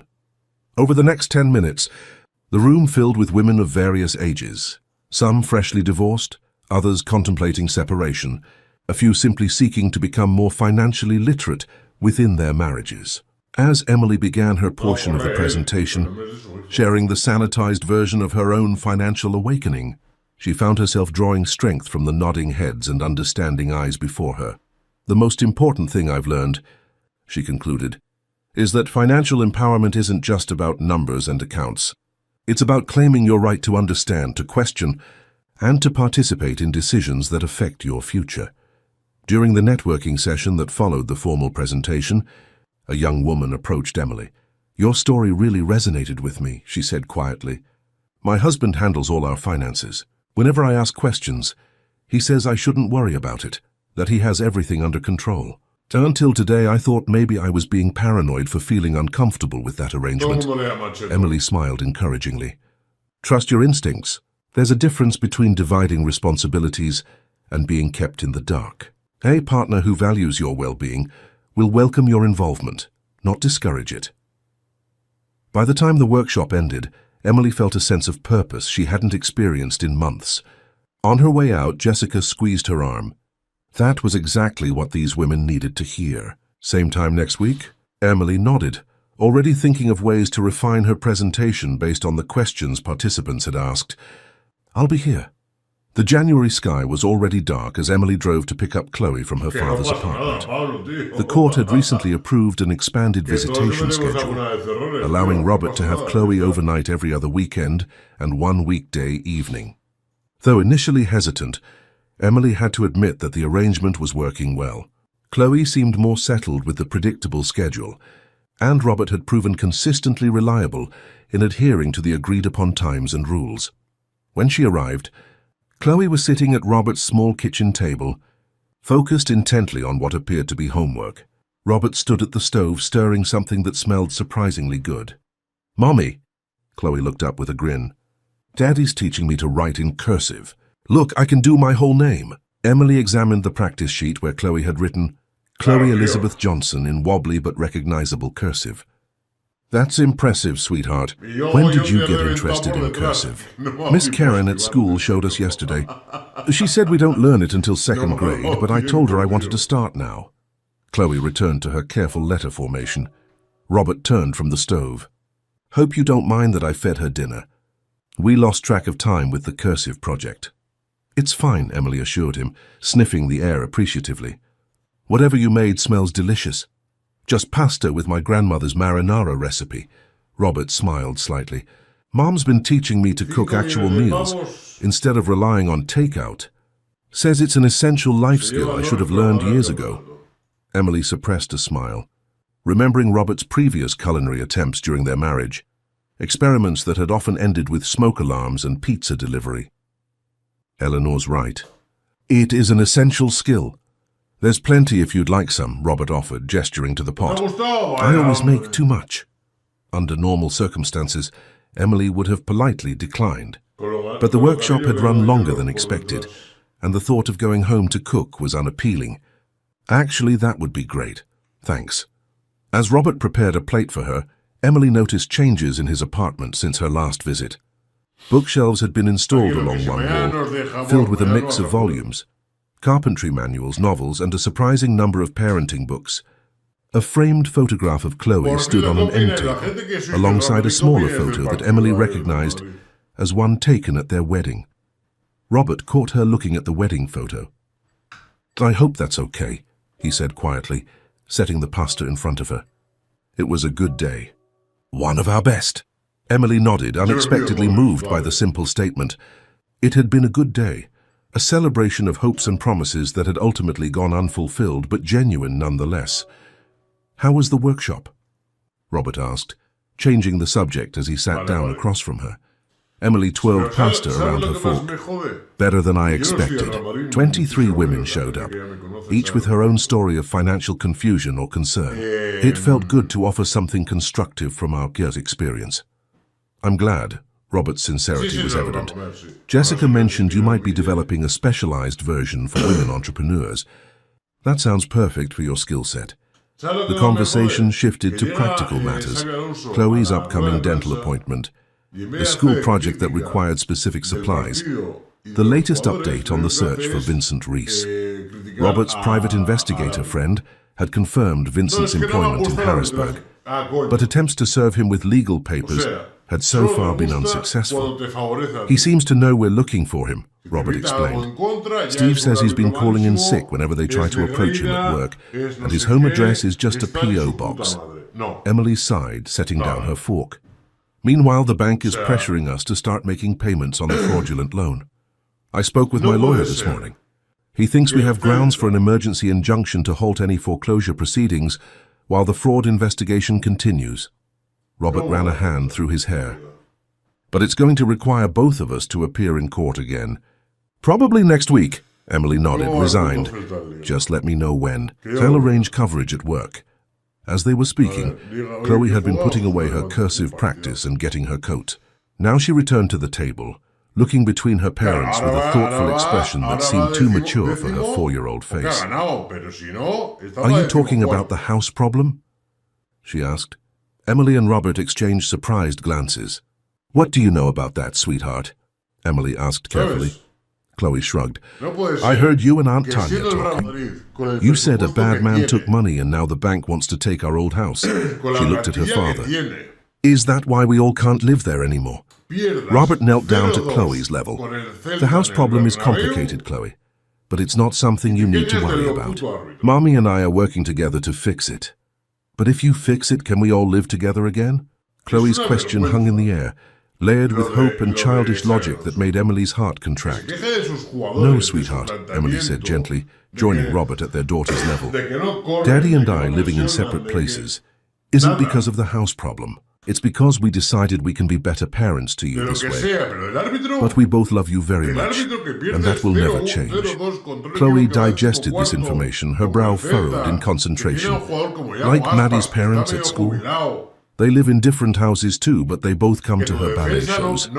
"Exactly like that," Robert confirmed, relief evident in his voice. "And just like Maddie's parents, your mom and I will always be at your ballet shows and school plays and everything else important." Chloe seemed satisfied with this explanation. As they drove home, however, Emily found herself troubled by the conversation. Despite their efforts to shield Chloe from their adult problems, their perceptive daughter had clearly absorbed more than they realized. She made a mental note to speak with Dr. Reynolds about how to better manage these revelations. The following Tuesday, Emily and Robert sat side by side in a small courtroom as their respective lawyers presented arguments for an emergency injunction against Lakeside Financial. The proceeding was less dramatic than their initial divorce hearing, no surprise revelations or emotional outbursts, but the stakes felt just as high. Judge Simmons, who had overseen their divorce case, studied the documentation before her with a furrowed brow. "Let me make sure I understand the sequence of events," she said finally. "Mr. Johnson's former employee allegedly forged signatures to secure a loan against the marital property without either of your knowledge or consent. This occurred during your separation, but before the divorce proceedings began. Is that correct?" Both lawyers confirmed this timeline. "And what steps have been taken to locate this Vincent Reese?" the judge asked. Robert's lawyer explained the ongoing private investigation and the difficulty in serving Reese with papers. "We believe he is deliberately evading contact, Your Honor." Judge Simmons nodded thoughtfully. "Based on the evidence presented, I am inclined to grant the injunction. However," she added, looking directly at Emily and Robert, "this is a temporary measure. The underlying issue of the fraudulent loan will need to be resolved, one way or another. I am ordering both parties to work cooperatively with law enforcement and Lakeside Financial to pursue all available remedies. Outside the courtroom, Emily felt a weight temporarily lift from her shoulders. "That buys us some time at least," she said to Robert as they walked toward the parking lot. "My lawyer thinks we should consider filing a civil suit against Vincent," Robert replied. "Even if we can't find him immediately, it establishes our legal position." Emily nodded in agreement. Tanya suggested the same thing. "She's been invaluable through all of this." They had reached Emily's car. As she unlocked it, Robert hesitated. "Emily, there's something I've been wanting to discuss with you about the house." "What about it?" she asked cautiously. "I've been thinking, regardless of how the Vincent situation resolves, maybe we should consider selling the house anyway. Once the legal cloud is lifted, of course." Emily was surprised. "But you've been fighting so hard to save it." "I have," Robert acknowledged, "partly out of guilt, partly out of nostalgia. But the truth is, neither of us lives there anymore. We're both establishing new homes. The house is just sitting empty, a reminder of what went wrong rather than what was good." Emily considered his words. The family home had once represented everything she thought she wanted: security, permanence, the perfect setting for raising their daughter. Now it felt more like a burden than a blessing. "What would we do with any proceeds after the legitimate loans are paid off?" "Set it aside for Chloe's education," Robert suggested. "Give ourselves a fresh start, without that physical reminder of the past hanging over us." There was wisdom in the proposal, a practical solution, but also a symbolic one. Letting go of the house meant letting go of certain dreams and expectations. But perhaps that was necessary for both of them to move forward. "Let's see how the Vincent situation plays out first," Emily finally said. "But I'm not opposed to the idea in principle." Robert nodded, seemingly pleased by her openness. As they were about to part ways, his phone rang. After a brief conversation, his expression transformed from neutral to animated. "That was Steve," he told Emily excitedly. "They found Vincent. He's been staying with a girlfriend in Allentown. Steve's contact in the local police department is bringing him in for questioning right now." "That's fantastic news," Emily replied, feeling a surge of hope. "Will you keep me updated?" "Of course. I'll call as soon as I hear anything more." As January gave way to February, developments in the Vincent Reese case unfolded rapidly. When confronted with the evidence against him, Vincent initially denied everything, claiming he had proper authorization for all financial transactions. But when presented with the forensic analysis of the forged signatures and the testimony of the disgraced loan officer Trevor Mason, he eventually cracked. In a plea agreement that spared him jail time but required full restitution, Vincent admitted to a pattern of financial manipulation dating back several years. He had been skimming from Johnson construction accounts, using creative bookkeeping to hide his activities. When the company began struggling, he had grown more desperate and eventually resorted to the fraudulent loan as a last-ditch effort to cover his tracks before leaving the company. On a snowy afternoon in mid-February, Emily received a call from Robert's lawyer. "Good news, Mrs. Johnson," he announced without preamble. "Lakeside Financial has agreed to cancel the fraudulent loan entirely as part of their settlement with the regulatory authorities. They're filing the paperwork to remove the lien from your property this afternoon." Relief washed over Emily, so profound she had to sit down. "So it's over? Just like that?" "The bank's part is over," the lawyer clarified. "Vincent Reese will still be required to make restitution payments, but those will go directly to the bank as part of their insurance claim. Your home is clear of this particular encumbrance." After ending the call, Emily sat quietly, processing the news. The nightmare that had begun with Chloe's innocent revelation in the courtroom nearly 8 months ago was finally resolving. The practical problems weren't all solved. The divorce still needed to be finalized, co-parenting challenges remained, and rebuilding her financial security would take time, but the acute crisis had passed. She called Robert, who had already heard from his lawyer. "It's hard to believe," he said, his voice reflecting her own sense of cautious relief. "After all these months, to have it resolved so suddenly." "I know," Emily agreed. "I keep waiting for another shoe to drop." "I think we've had enough shoes for one divorce," Robert joked, drawing a surprised laugh from Emily. "Listen, I was going to wait until our next custody exchange to bring this up, but since we're talking..." I had an interesting job offer yesterday. Oh? Emily found herself genuinely curious. Mike and Tony's contracting business is expanding. They've asked me to come on as a partner, not managing the business side, but leading the custom cabinetry and finish carpentry division. It would mean more stability, benefits, potentially better income down the road. That sounds perfect for you, Robert. Your craftsmanship was always exceptional. Thanks. It feels right. Getting back to what I was good at before I got caught up in trying to be the businessman my father was. He paused.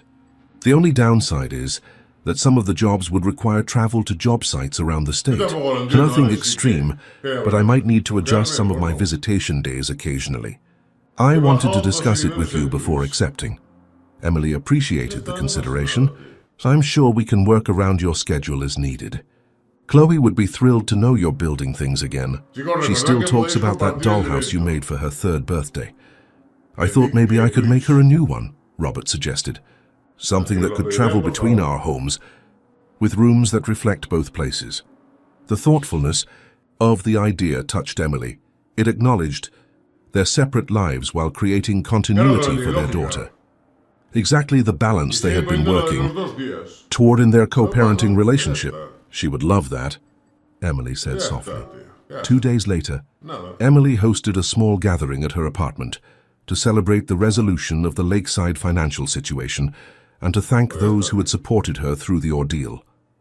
Tanya brought champagne, Jessica supplied gourmet cupcakes, and Richard arrived with a bouquet of Emily's favorite flowers, yellow tulips that brightened the winter-dark apartment with their promise of spring. Eleanor Johnson came as well, bringing a homemade lasagna and, to Emily's surprise, the hand-carved nativity set that Robert had given Emily years ago. I found this when I was helping Robert organize his storage unit, she explained. He thought you might want it for Chloe. As the evening progressed, Emily found herself in a quiet conversation with her former mother-in-law, while the others debated the merits of various streaming services in the living room. You've handled all of this with remarkable grace. Emily, Eleanor said, her eyes warm with approval. Not everyone would have found the strength to rebuild so effectively. Emily smiled, touched by the compliment. I had good examples of resilience in my life. My father, after my mother left, you after Frank passed, and honestly, Chloe has been my greatest motivation. She deserves parents who can rise above their difficulties. Eleanor nodded in understanding. Robert has changed too, you know. This experience broke something in him. His pride, his need to maintain appearances at all costs. But in breaking, it allowed something truer to emerge. She touched Emily's hand lightly. I'm not suggesting that makes up for the hurt he caused. Only that good can sometimes come from our worst mistakes. I've seen the changes, Emily acknowledged. He's more present with Chloe now than he ever was when we were married. More honest about his limitations. More willing to ask for help. That's the Johnson family curse, Eleanor said with a wry smile. Stubborn self-reliance taken to destructive extremes. Frank had it too, though he managed it better than our son did. I've been examining my own role in perpetuating that pattern. In therapy, if you can believe it. At my age, Emily laughed softly. It's never too late to grow, right? That's what I'm trying to teach Chloe. Later, as her guests were preparing to leave, Tanya pulled Emily aside. So, what happens now with the house? Are you going to move back in? Emily shook her head. No. Robert and I have decided to sell it once the divorce is final. This apartment feels more like home now anyway. And what about Robert? Tanya asked carefully. These past few months, you two seem to have found a way to work together that I wouldn't have thought possible last summer. We're co-parents, Emily said simply. We're trying to do that well for Chloe's sake. Just co-parents, Tanya pressed. Emily considered the question seriously. For now, yes. The trust that was broken can't be repaired overnight, if ever. But I can acknowledge that the man he's becoming is someone I can respect, even if I can't forget the harm done by the man he was. As February's chill gave way to March's tentative warmth, Emily found herself standing beside Robert in Judge Simmons' courtroom once again. This time, however, they were there for the final decree of their divorce, the legal end to a chapter of their lives that had already emotionally concluded. The court has reviewed the settlement agreement and finds it equitable and in the best interest of the minor child, Judge Simmons declared. Joint legal custody with primary physical residence with the mother and liberal visitation for the father is hereby approved. The agreement to sell the marital home and place proceeds in trust for the child's education is also approved. With a final stroke of her pen, Judge Simmons made official what had been unfolding for nearly 9 months. I commend both parties on reaching this agreement amicably and putting the needs of your child first. This case has had more than its share of complications, but you've both shown growth and maturity in navigating them. Outside the courtroom, Robert turned to Emily. So that's it. Officially divorced. Officially divorced, Emily echoed, the finality of the words settling over her. I never thought it would end this way, Robert admitted. When we got married, I truly believed it was forever. So did I, Emily said softly. But life had other plans for us. Robert nodded, his expression thoughtful rather than bitter. Do you remember what the minister said at our wedding? About how marriage isn't just about the happy times, but about how we face challenges together. I remember. I failed at that part spectacularly, Robert acknowledged. But maybe there's still a chance to get the co-parenting part right. To face those challenges better than I did our marital ones. Emily studied the man before her. So different from the desperate, deceptive person who had sat across from her in this same courthouse 9 months ago. I think we're already doing that one day at a time. As they walked toward the courthouse exit, Robert asked, will you be at Chloe's preschool art show next week? Front row, Emily confirmed. She's very proud of her butterfly painting. She made me promise to clap extra loud, Robert smiled. Even if it's not very good. Especially if it's not very good, Emily corrected, returning his smile. They parted ways at the courthouse steps, legally no longer husband and wife, but forever connected through the child they both loved, and through the unexpected journey that had transformed them both in ways neither could have anticipated on that fateful day when truth had spilled from the lips of a 3-year-old girl who simply wanted her mother to have back her sparkly things. Spring bloomed in Oak Ridge with a vengeance, as if nature itself was determined to erase the memory of winter's harshness. Cherry blossoms lined the town square, daffodils dotted the community center's gardens, and the air carried the promise of renewal. For Emily, the season's transformation mirrored her own journey, gradual, sometimes painful, but ultimately moving toward growth. On a particularly beautiful Saturday morning in April, she stood in the driveway of what had once been her dream home, watching as a young couple walked the property with a real estate agent. The for sale sign had been in the yard for just 3 weeks, but interest had been strong, with multiple showings and 2 offers already. They look right for this house, Eleanor Johnson observed, standing beside Emily. The older woman had come to collect some remaining family heirlooms before the property changed hands.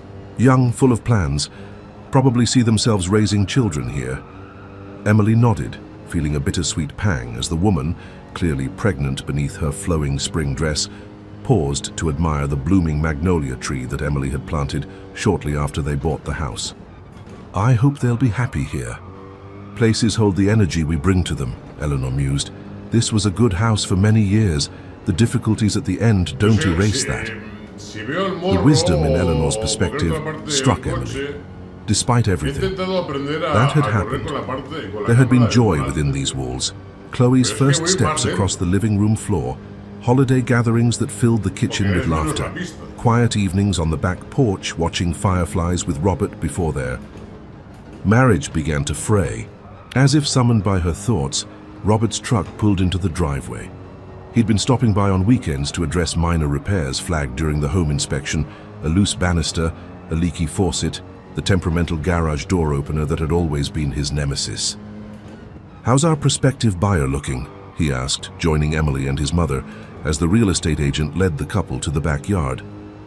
Promising, Emily replied. Tracy says they're pre-approved and love the neighborhood. Robert nodded, watching, the couple with a wistfulness that matched Emily's own. Good. The sooner we close this chapter, the better for everyone. He turned to his mother. Ready to tackle the attic, Mom? I brought the boxes you asked for. As Eleanor and Robert headed inside, Emily remained in the driveway, allowing herself A moment to say a silent goodbye to the home that had once represented all her hopes for the future. The sadness she felt was clean now, uncomplicated by anger or betrayal. Just the natural grief of moving on. Her phone buzzed with a text from Jessica. Workshop materials finalized, 35 registrations for next Saturday. We're going to need a bigger room. Emily smiled, typing a quick reply. The financial literacy program had exceeded all expectations, expanding from monthly to bi-weekly sessions and attracting attention from women throughout the county.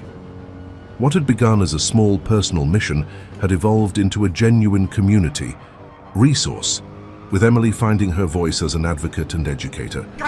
The real estate agent emerged from the backyard, her clients following with animated expressions. They'd like to see the master bedroom again, Tracy told Emily, with a meaningful glance that suggested good news. And they're asking about closing timelines. I'll get out of your way, Emily said, heading toward her car. Let me know if they have any questions I can answer.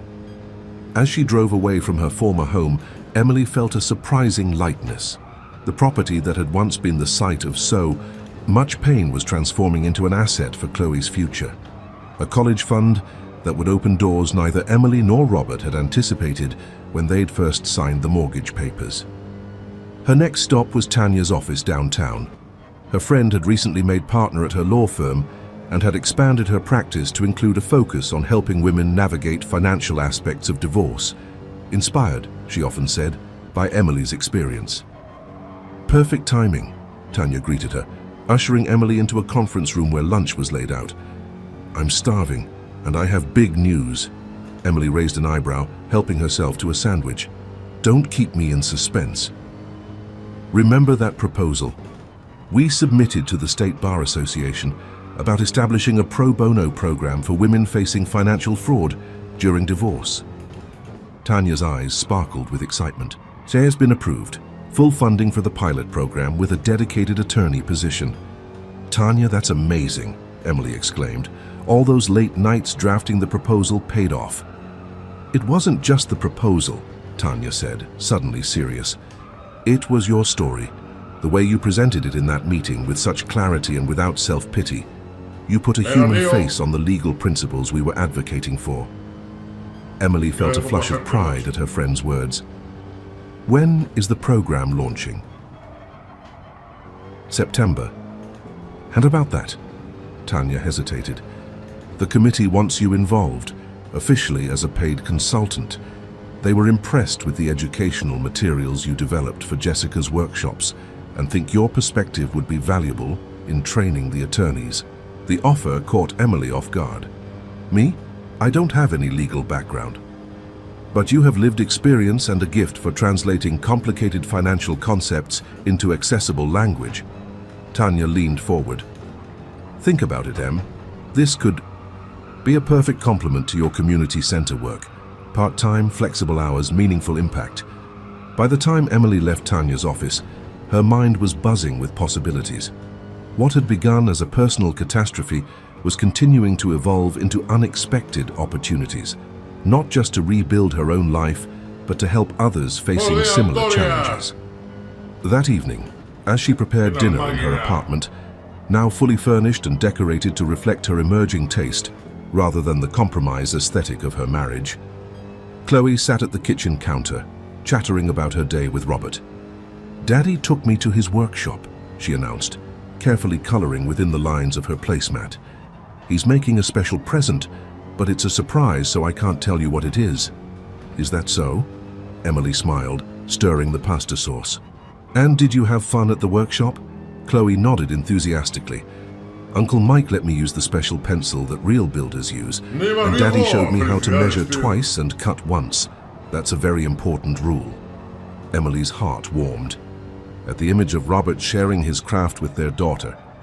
His partnership with Mike and Tony had flourished over the past few months, with their contracting business landing several significant renovation projects. Robert seemed to have found his place, not as the company figurehead his father had been, but as a skilled craftsman whose work spoke for itself. Daddy has a friend named Lisa, Chloe continued casually. She came to the workshop too. She designs kitchens and bathrooms. Emily's hand stilled momentarily on the wooden spoon. Oh, Is she nice? Uh-huh. She has curly red hair and freckles, and she knows all about different kinds of wood. Chloe looked up from her coloring. Daddy said she might come to my ballet recital if that's okay with you. Emily processed this information, surprised by her own reaction. After nearly a year of separation and the finalization of their divorce, it was inevitable that Robert would eventually date. Yet the concrete reality of it, a woman with curly red hair and knowledge of woodworking who might attend Chloe's recital, felt suddenly, unexpectedly real. Of course it's okay, Emily managed, keeping her voice light. The more people who come to cheer for you, the better. Later that night, after Chloe was asleep, Emily called Dr. Reynolds. Their sessions had become less frequent as the family had stabilized, but the psychologist remained an important sounding board.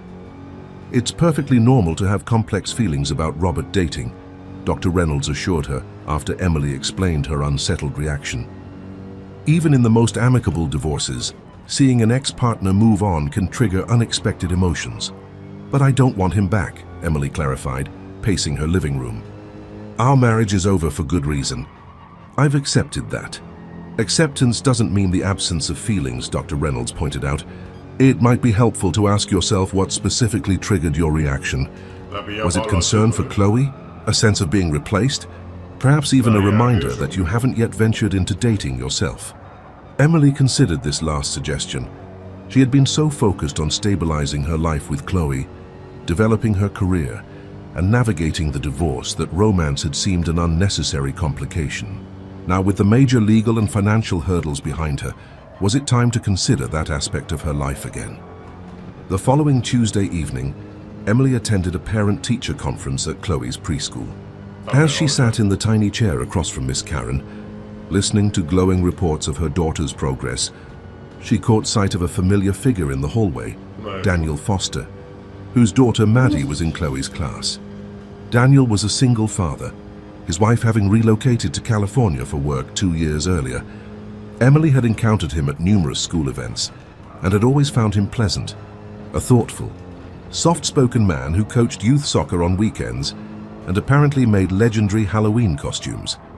After her conference concluded, Emily found herself walking to the parking lot at the same time as Daniel. Always a relief when they say our kids are doing well, isn't it? He remarked with a warm smile. Makes you feel like maybe you're not messing up this parenting thing completely. Emily laughed. Exactly. Though I suspect Chloe succeeds in spite of me, rather than because of me some days. They fell into easy conversation about the upcoming spring festival at the school, where Daniel had volunteered to run the face painting booth. I'm actually terrible at it, he admitted. But no one else stepped up, and the kids don't seem to mind if their butterfly looks more like a blob with antennae. I could help, Emily offered impulsively. I used to face paint at community events in college. It's like riding a bicycle. You never really forget how to turn a 5-year-old into a tiger. Daniel's expression brightened. That would be amazing. Maybe we could meet for coffee this weekend to coordinate our booth strategy. Of course. There was a hint of something more in his invitation, a tentative opening that Emily could either walk through or politely decline. I'd like that, she found herself saying.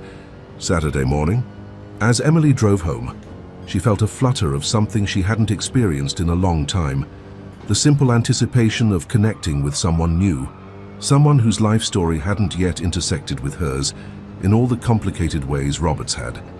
When she arrived at the apartment, Richard was just leaving, having spent the evening with Chloe. Everything okay at school? He asked. Better than okay. Chloe's thriving. Emily hung up her coat. Dad, when did you know you were ready to date again after Mom left? Richard looked surprised by the question. I didn't plan it. I just met someone at a school fundraiser who made me laugh for the first time in months, and I realized I wanted to hear that laugh again. He studied his daughter. Are you considering dipping a toe back in those waters? Emily shrugged, suddenly self-conscious. Maybe. There's a dad from Chloe's class, Daniel Foster. We're having coffee on Saturday. Richard nodded approvingly. The widower? Seems like a good man. Maddie comes over for playdates sometimes. He's divorced, not widowed, Emily corrected. His ex-wife lives in San Francisco. My mistake. Still, coffee is a good start. Low pressure, Richard kissed her cheek. Just remember who you are now, Emmy. Not who you were when you were with Robert or who you thought you should be. The woman you've become this past year, that's who should be having coffee on Saturday. His words stayed with Emily throughout the week. Who had she become? The crisis that began with Chloe's courtroom revelation had forced her to rediscover herself, not as Robert Johnson's wife or even just as Chloe's mother, but as Emily Wilson Johnson, a woman with her own strengths, values, and purpose.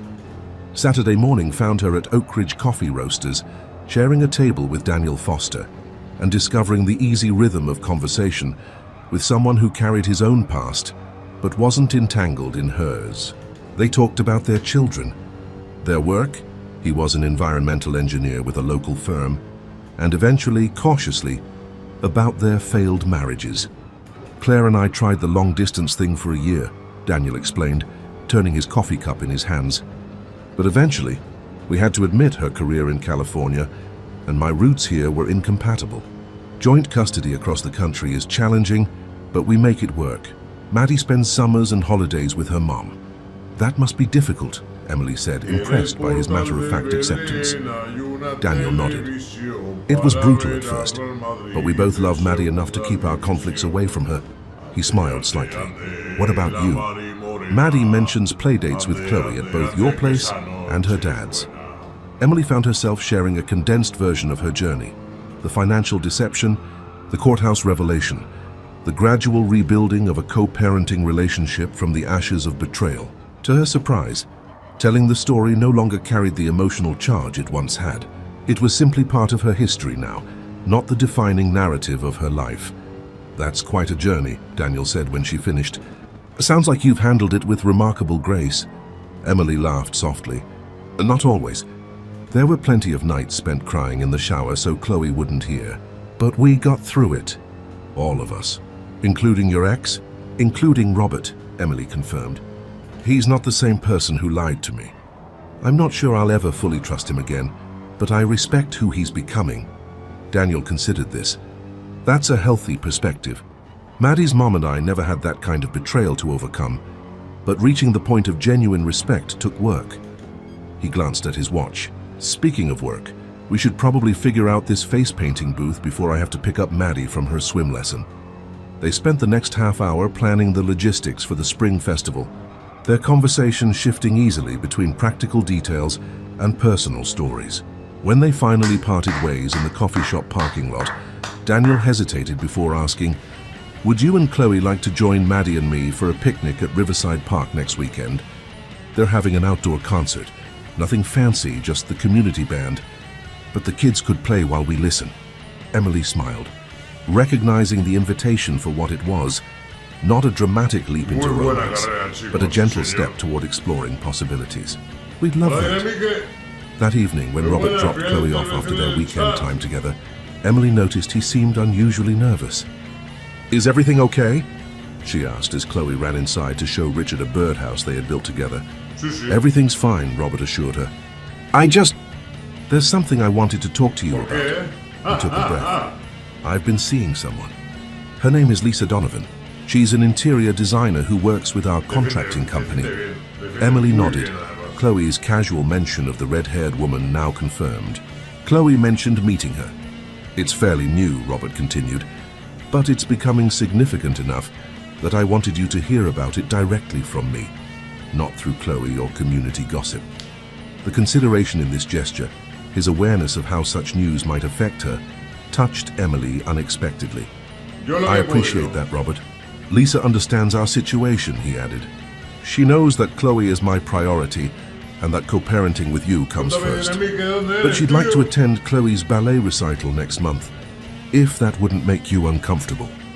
Emily thought of her coffee with Daniel, the picnic planned for the following weekend, her own tentative steps toward a new chapter. Of course she's welcome. The more support for Chloe, the better. Relief washed over Robert's face. "Thank you. And while we're having awkward conversations, Mom mentioned seeing you with someone at the coffee shop this morning. She wasn't spying," he added quickly. "She just happened to be there with her garden club friends." Emily smiled, imagining Eleanor's careful observation and inevitable report to her son. That was Daniel Foster. His daughter Maddie is in Chloe's class. We're helping with the face painting booth at the spring festival.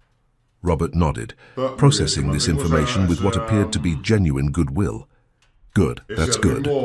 You deserve happiness. Emily.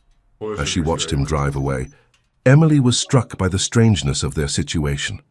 Two people who had once shared everything, now carefully navigating the boundaries of their new relationship with awkward courtesy and genuine effort. Inside, she found Chloe showing Richard the intricate birdhouse she and Robert had built, complete with a tiny porch and miniature shingles on the roof. Daddy says we can hang it in the big tree outside my bedroom window, Chloe explained excitedly. And next weekend we're going to build one for Grandpa's yard too. Richard examined the craftsmanship with appreciation. This is excellent work. Your dad's really returning to his roots with this carpentry. He says making things with his hands makes his heart happy, Chloe reported, repeating what she had clearly heard from Robert. And it's okay if they're not perfect as long as you try your best. The simple wisdom in these words, the lesson Robert seemed to be internalizing, then passing on to their daughter, resonated deeply with Emily. Perfection had been a trap for both of them in different ways. Robert's desperate attempts to maintain the appearance of success, Emily's carefully constructed ideal of family life. Learning to embrace imperfection, to build something genuine rather than flawless, was perhaps the most valuable lesson from their shared ordeal. Later that night, after Chloe was asleep, Emily sat on her small balcony, watching the spring stars emerge above Oak Ridge. Her phone buzzed with a text from Tanya. How was coffee with Daniel? Details required. Emily smiled, typing her reply. Nice, easy, normal picnic planned for next weekend. Tanya responded immediately. Normal sounds perfect. You deserve normal after all the drama, though I expect full picnic report. As Emily set her phone aside, she reflected on how far she had come from that devastating day in the courtroom. The journey hadn't been straightforward. There had been setbacks, unexpected complications, moments of doubt and despair. But somewhere along the way, while she was focused on simply putting one foot in front of the other, she had built a new foundation for herself and Chloe, one based on truth, resilience, and the courage to begin again. The next morning, Emily woke early and found Chloe already up, sitting in the living room window seat with the stuffed reindeer Robert had bought her at the Christmas festival months earlier. What are you doing up so early, sweetheart? Emily asked, joining her daughter on the cushioned seat. Watching for birds, Chloe explained seriously. Daddy says our birdhouse needs to settle in before the birds will trust it enough to make it their home. Emily stroked her daughter's sleep-tousled hair. That makes sense. Trust takes time to build. Chloe nodded, leaning against her mother's side. Like you and Daddy. You trust each other more now than before, right? The perceptiveness of the question startled Emily. In some ways, yes. We trust each other to take good care of you and to tell the truth now. But you still can't live in the same house, Chloe clarified, working through her understanding of their situation. That's right. Sometimes when trust is broken in certain ways, people are happier living apart, even when they both love the same little girl very much. Chloe seemed to accept this explanation. After a moment of comfortable silence, she asked, Is Mr. Daniel going to be your special friend now? Like Ms. Lisa is Daddy's special friend? Emily chose her words carefully. Mr. Daniel is becoming a friend. I enjoy talking with him, and Maddie is your friend. We'll see what happens. How would you feel about that? Chloe considered the question with endearing seriousness. I like Mr. Daniel. He's funny and he knows all about frogs, but he wouldn't be my dad, right? Because I already have a dad. Exactly, Emily assured her. No one could ever replace your dad. That's not what this is about. Satisfied, Chloe returned her attention to the window. Look, Mommy! A bluebird just checked out our birdhouse. As they watched the curious bird circle the structure Robert and Chloe had built together, Emily felt a profound sense of rightness settle over her. Their family had been restructured, foundations rebuilt, old wounds gradually healing, and in that rebuilding, something sturdy and authentic had emerged. Not perfect, but real. Not what she had once imagined, but perhaps what they had all needed to become who they truly were. 3 years had passed since that fateful day in the Oak Ridge County Courthouse, when a 3-year-old Chloe Johnson had raised her small hand and changed the trajectory of her family forever. Now on a brilliant June morning, 6-year-old Chloe stood on the stage of Oak Ridge Elementary School's auditorium, her honey blonde hair neatly braided and her eyes bright with excitement as she prepared to introduce her family for the first grade Family Celebration Day. Emily sat in the second row, between Daniel Foster and her father Richard. In the 3 years since her divorce from Robert had been finalized, her relationship with Daniel had evolved naturally from friendship to romance, and for the past year, to a comfortable partnership. They hadn't rushed to combine households, but Daniel and his daughter Maddie were frequent visitors to Emily's apartment, which she had finally purchased last year, when her position at the community center had been expanded to Director of Community Engagement. Robert sat directly in front of Emily, his mother Eleanor beside him, and his girlfriend Lisa on the other side. In the 2.5 years they had been together, Lisa had become an integral part of their extended family circle, her warmth and straightforward nature making her a natural fit for their unconventional arrangement. Robert's contracting business with Mike and Tony had flourished, specializing in high-end custom carpentry and restoration work that had garnered attention throughout the region. As the elementary school principal welcomed the audience of parents and family members, Emily felt a tap on her shoulder. Jessica Parker leaned forward from the row behind, whispering, "Chloe looks so grown up." Hard to believe she was barely out of diapers when all this started. Emily nodded, smiling at her friend. Jessica's business consulting firm had expanded to 3 employees, and the financial literacy program she and Emily had started now operated as an independent non-profit, serving women throughout the state. What had begun as a response to personal crisis had blossomed into a mission that had helped hundreds of women reclaim their financial independence. Tanya sat beside Jessica, having taken the morning off from her law practice to attend the event. The pro bono program she had developed for women facing financial fraud during divorce had become a model adopted by several neighboring counties, with Emily serving as a regular consultant and speaker. The classroom teacher, Ms. Martinez, stepped to the microphone. "Our first graders have prepared special presentations about their families. Each student will introduce the important people in their lives and share what makes their family unique. Let's begin with Chloe Johnson." Chloe stepped forward, her posture confident as she faced the audience. "My family doesn't all live in the same house," she began clearly, "but we're still a family because families are made of love, not just roofs." A ripple of appreciative laughter moved through the audience. Emily felt a swell of pride at her daughter's poise and wisdom. "My mom lives with me most of the time," Chloe continued, pointing toward Emily. "She teaches ladies about money, so they can take care of themselves, and she helps people have better parties at the community center. She shows me that girls can be strong and smart and fix their own problems." Emily blinked back sudden tears as Daniel squeezed her hand. "My dad lives in his house with the big workshop," Chloe went on, turning her attention to Robert. "He builds beautiful things with wood, and he teaches me that it's important to tell the truth even when it's hard, and that mistakes are how we learn to be better. Sometimes his special friend Ms. Lisa is there too, and she designs pretty rooms and makes the best chocolate chip pancakes." Lisa beamed at this mention, while Robert's expression reflected both amusement and tenderness. "My grandpa," Chloe said, gesturing to Richard, "lets me help build birdhouses in his garage and always listens to my stories, even the really long ones. And my grandma Eleanor teaches me about gardening and says that families are like gardens. They need lots of care and sometimes pruning, but they can grow beautiful things." Eleanor dabbed at her eyes with a handkerchief, visibly moved by her granddaughter's words. "I also have my almost sister Maddie and her dad, Mr. Daniel, who reads the best bedtime stories and knows everything about nature. They don't live with us yet, but sometimes we all have sleepovers and make pancakes in the morning." Daniel chuckled softly at this candid assessment of their relationship status. He and Emily had been discussing the possibility of moving in together, but had decided to wait until the girls finished the school year before making any changes. "My family used to be different, Chloe acknowledged with the straightforward honesty of a 6-year-old.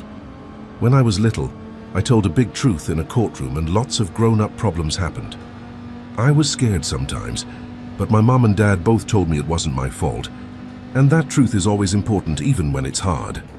Emily exchanged a glance with Robert. Their shared history acknowledged in that brief connection. The pain, the healing, the gradual rebuilding of trust in a different form. Now my family is bigger and different, but also better, Chloe concluded confidently.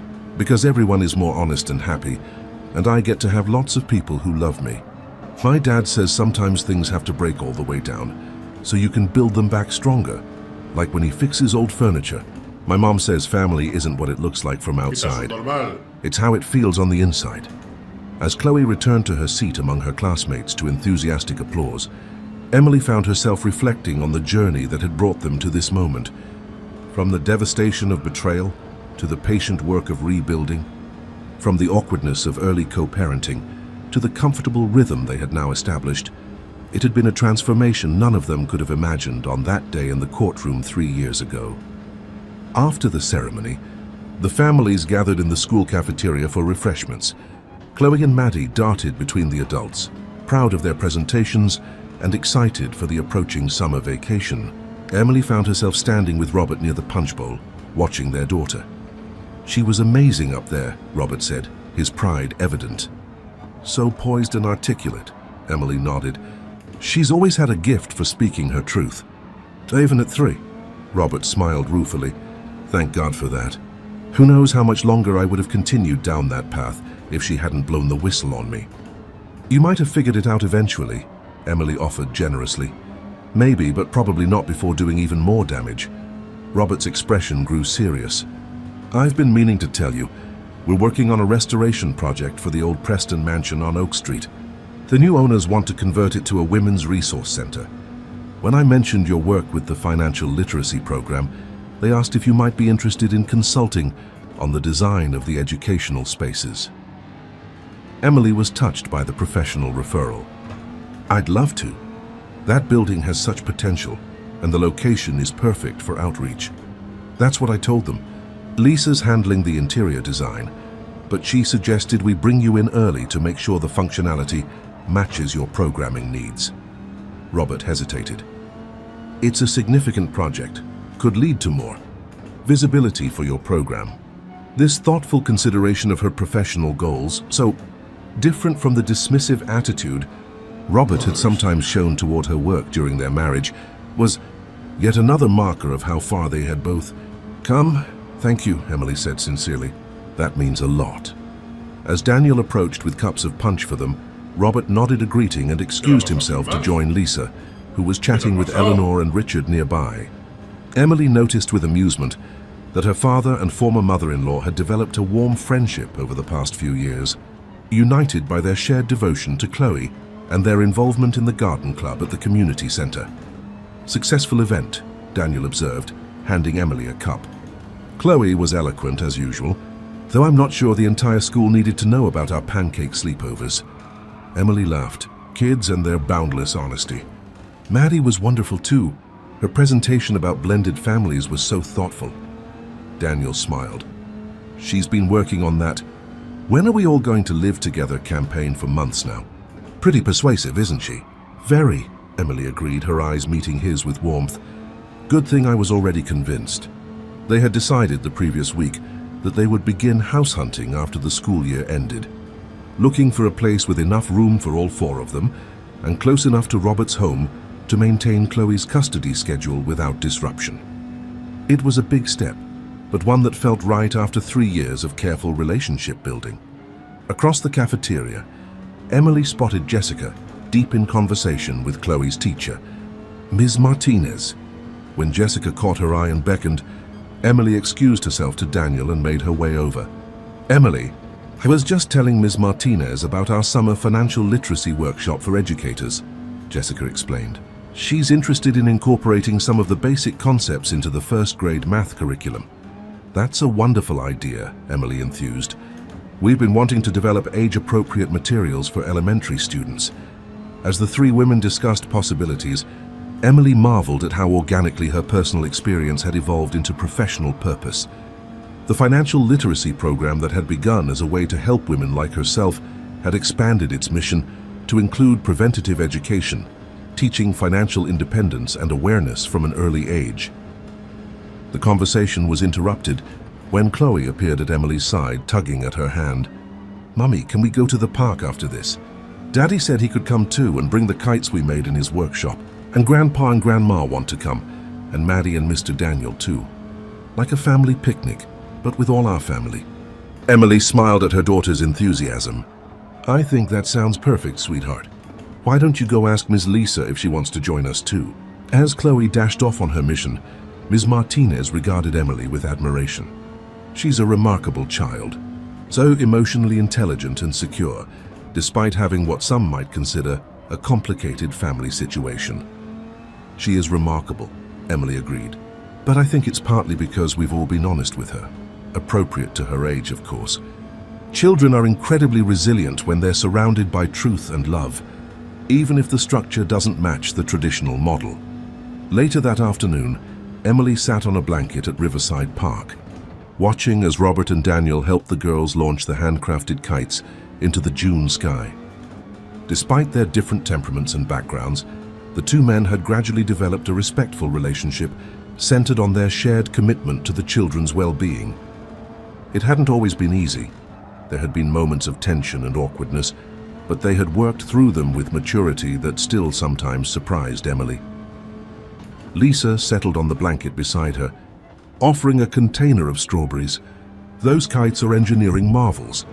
Robert and the girls spent 3 weekends perfecting the designs. Emily accepted the fruit with a smile. "They're beautiful. Very different from the plastic ones I had as a kid." "Robert's happiest when he's creating something tangible," Lisa observed. The corporate world never suited him, though he tried so hard to fit himself into that mold. The insight resonated with Emily, who had witnessed Robert's struggle to live up to his father's legacy. It took losing everything for him to find his true path. Lisa nodded thoughtfully. "Sometimes that's how it works. The facade has to crumble before the authentic self can emerge." She glanced at Emily. "He's told me everything, you know, about the deception, the financial mess, Chloe's courtroom moment. He's deeply remorseful still." "I know," Emily acknowledged. "We've both made peace with it. Not because what happened was okay, but because holding on to anger would only have poisoned Chloe's world and our own." Across the park, Richard and Eleanor had found a bench in the shade, engaged in what appeared to be a spirited discussion of the community garden's latest challenges. The friendship that had developed between Emily's father and Robert's mother had been an unexpected gift of their divorce.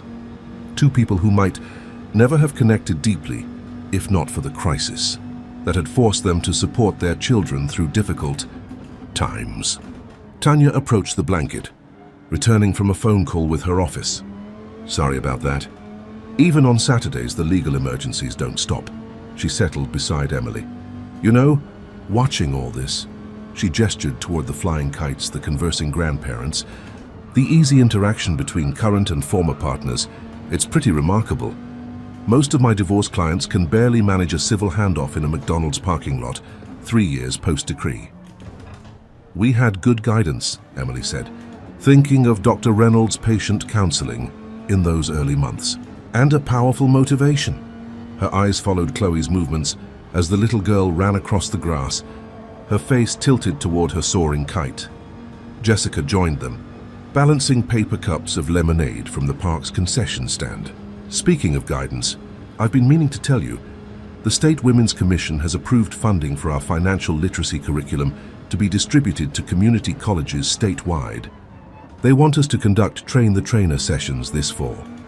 As her friends discussed the logistics of the expanded program, Emily watched the scene before her with a sense of profound gratitude. The journey that had begun with betrayal and heartbreak had led through pain and perseverance to this moment of genuine contentment. Not the picture-perfect life she had once envisioned, but something more authentic and perhaps more valuable. The shadows were lengthening across the park when Robert called everyone together for a group photo.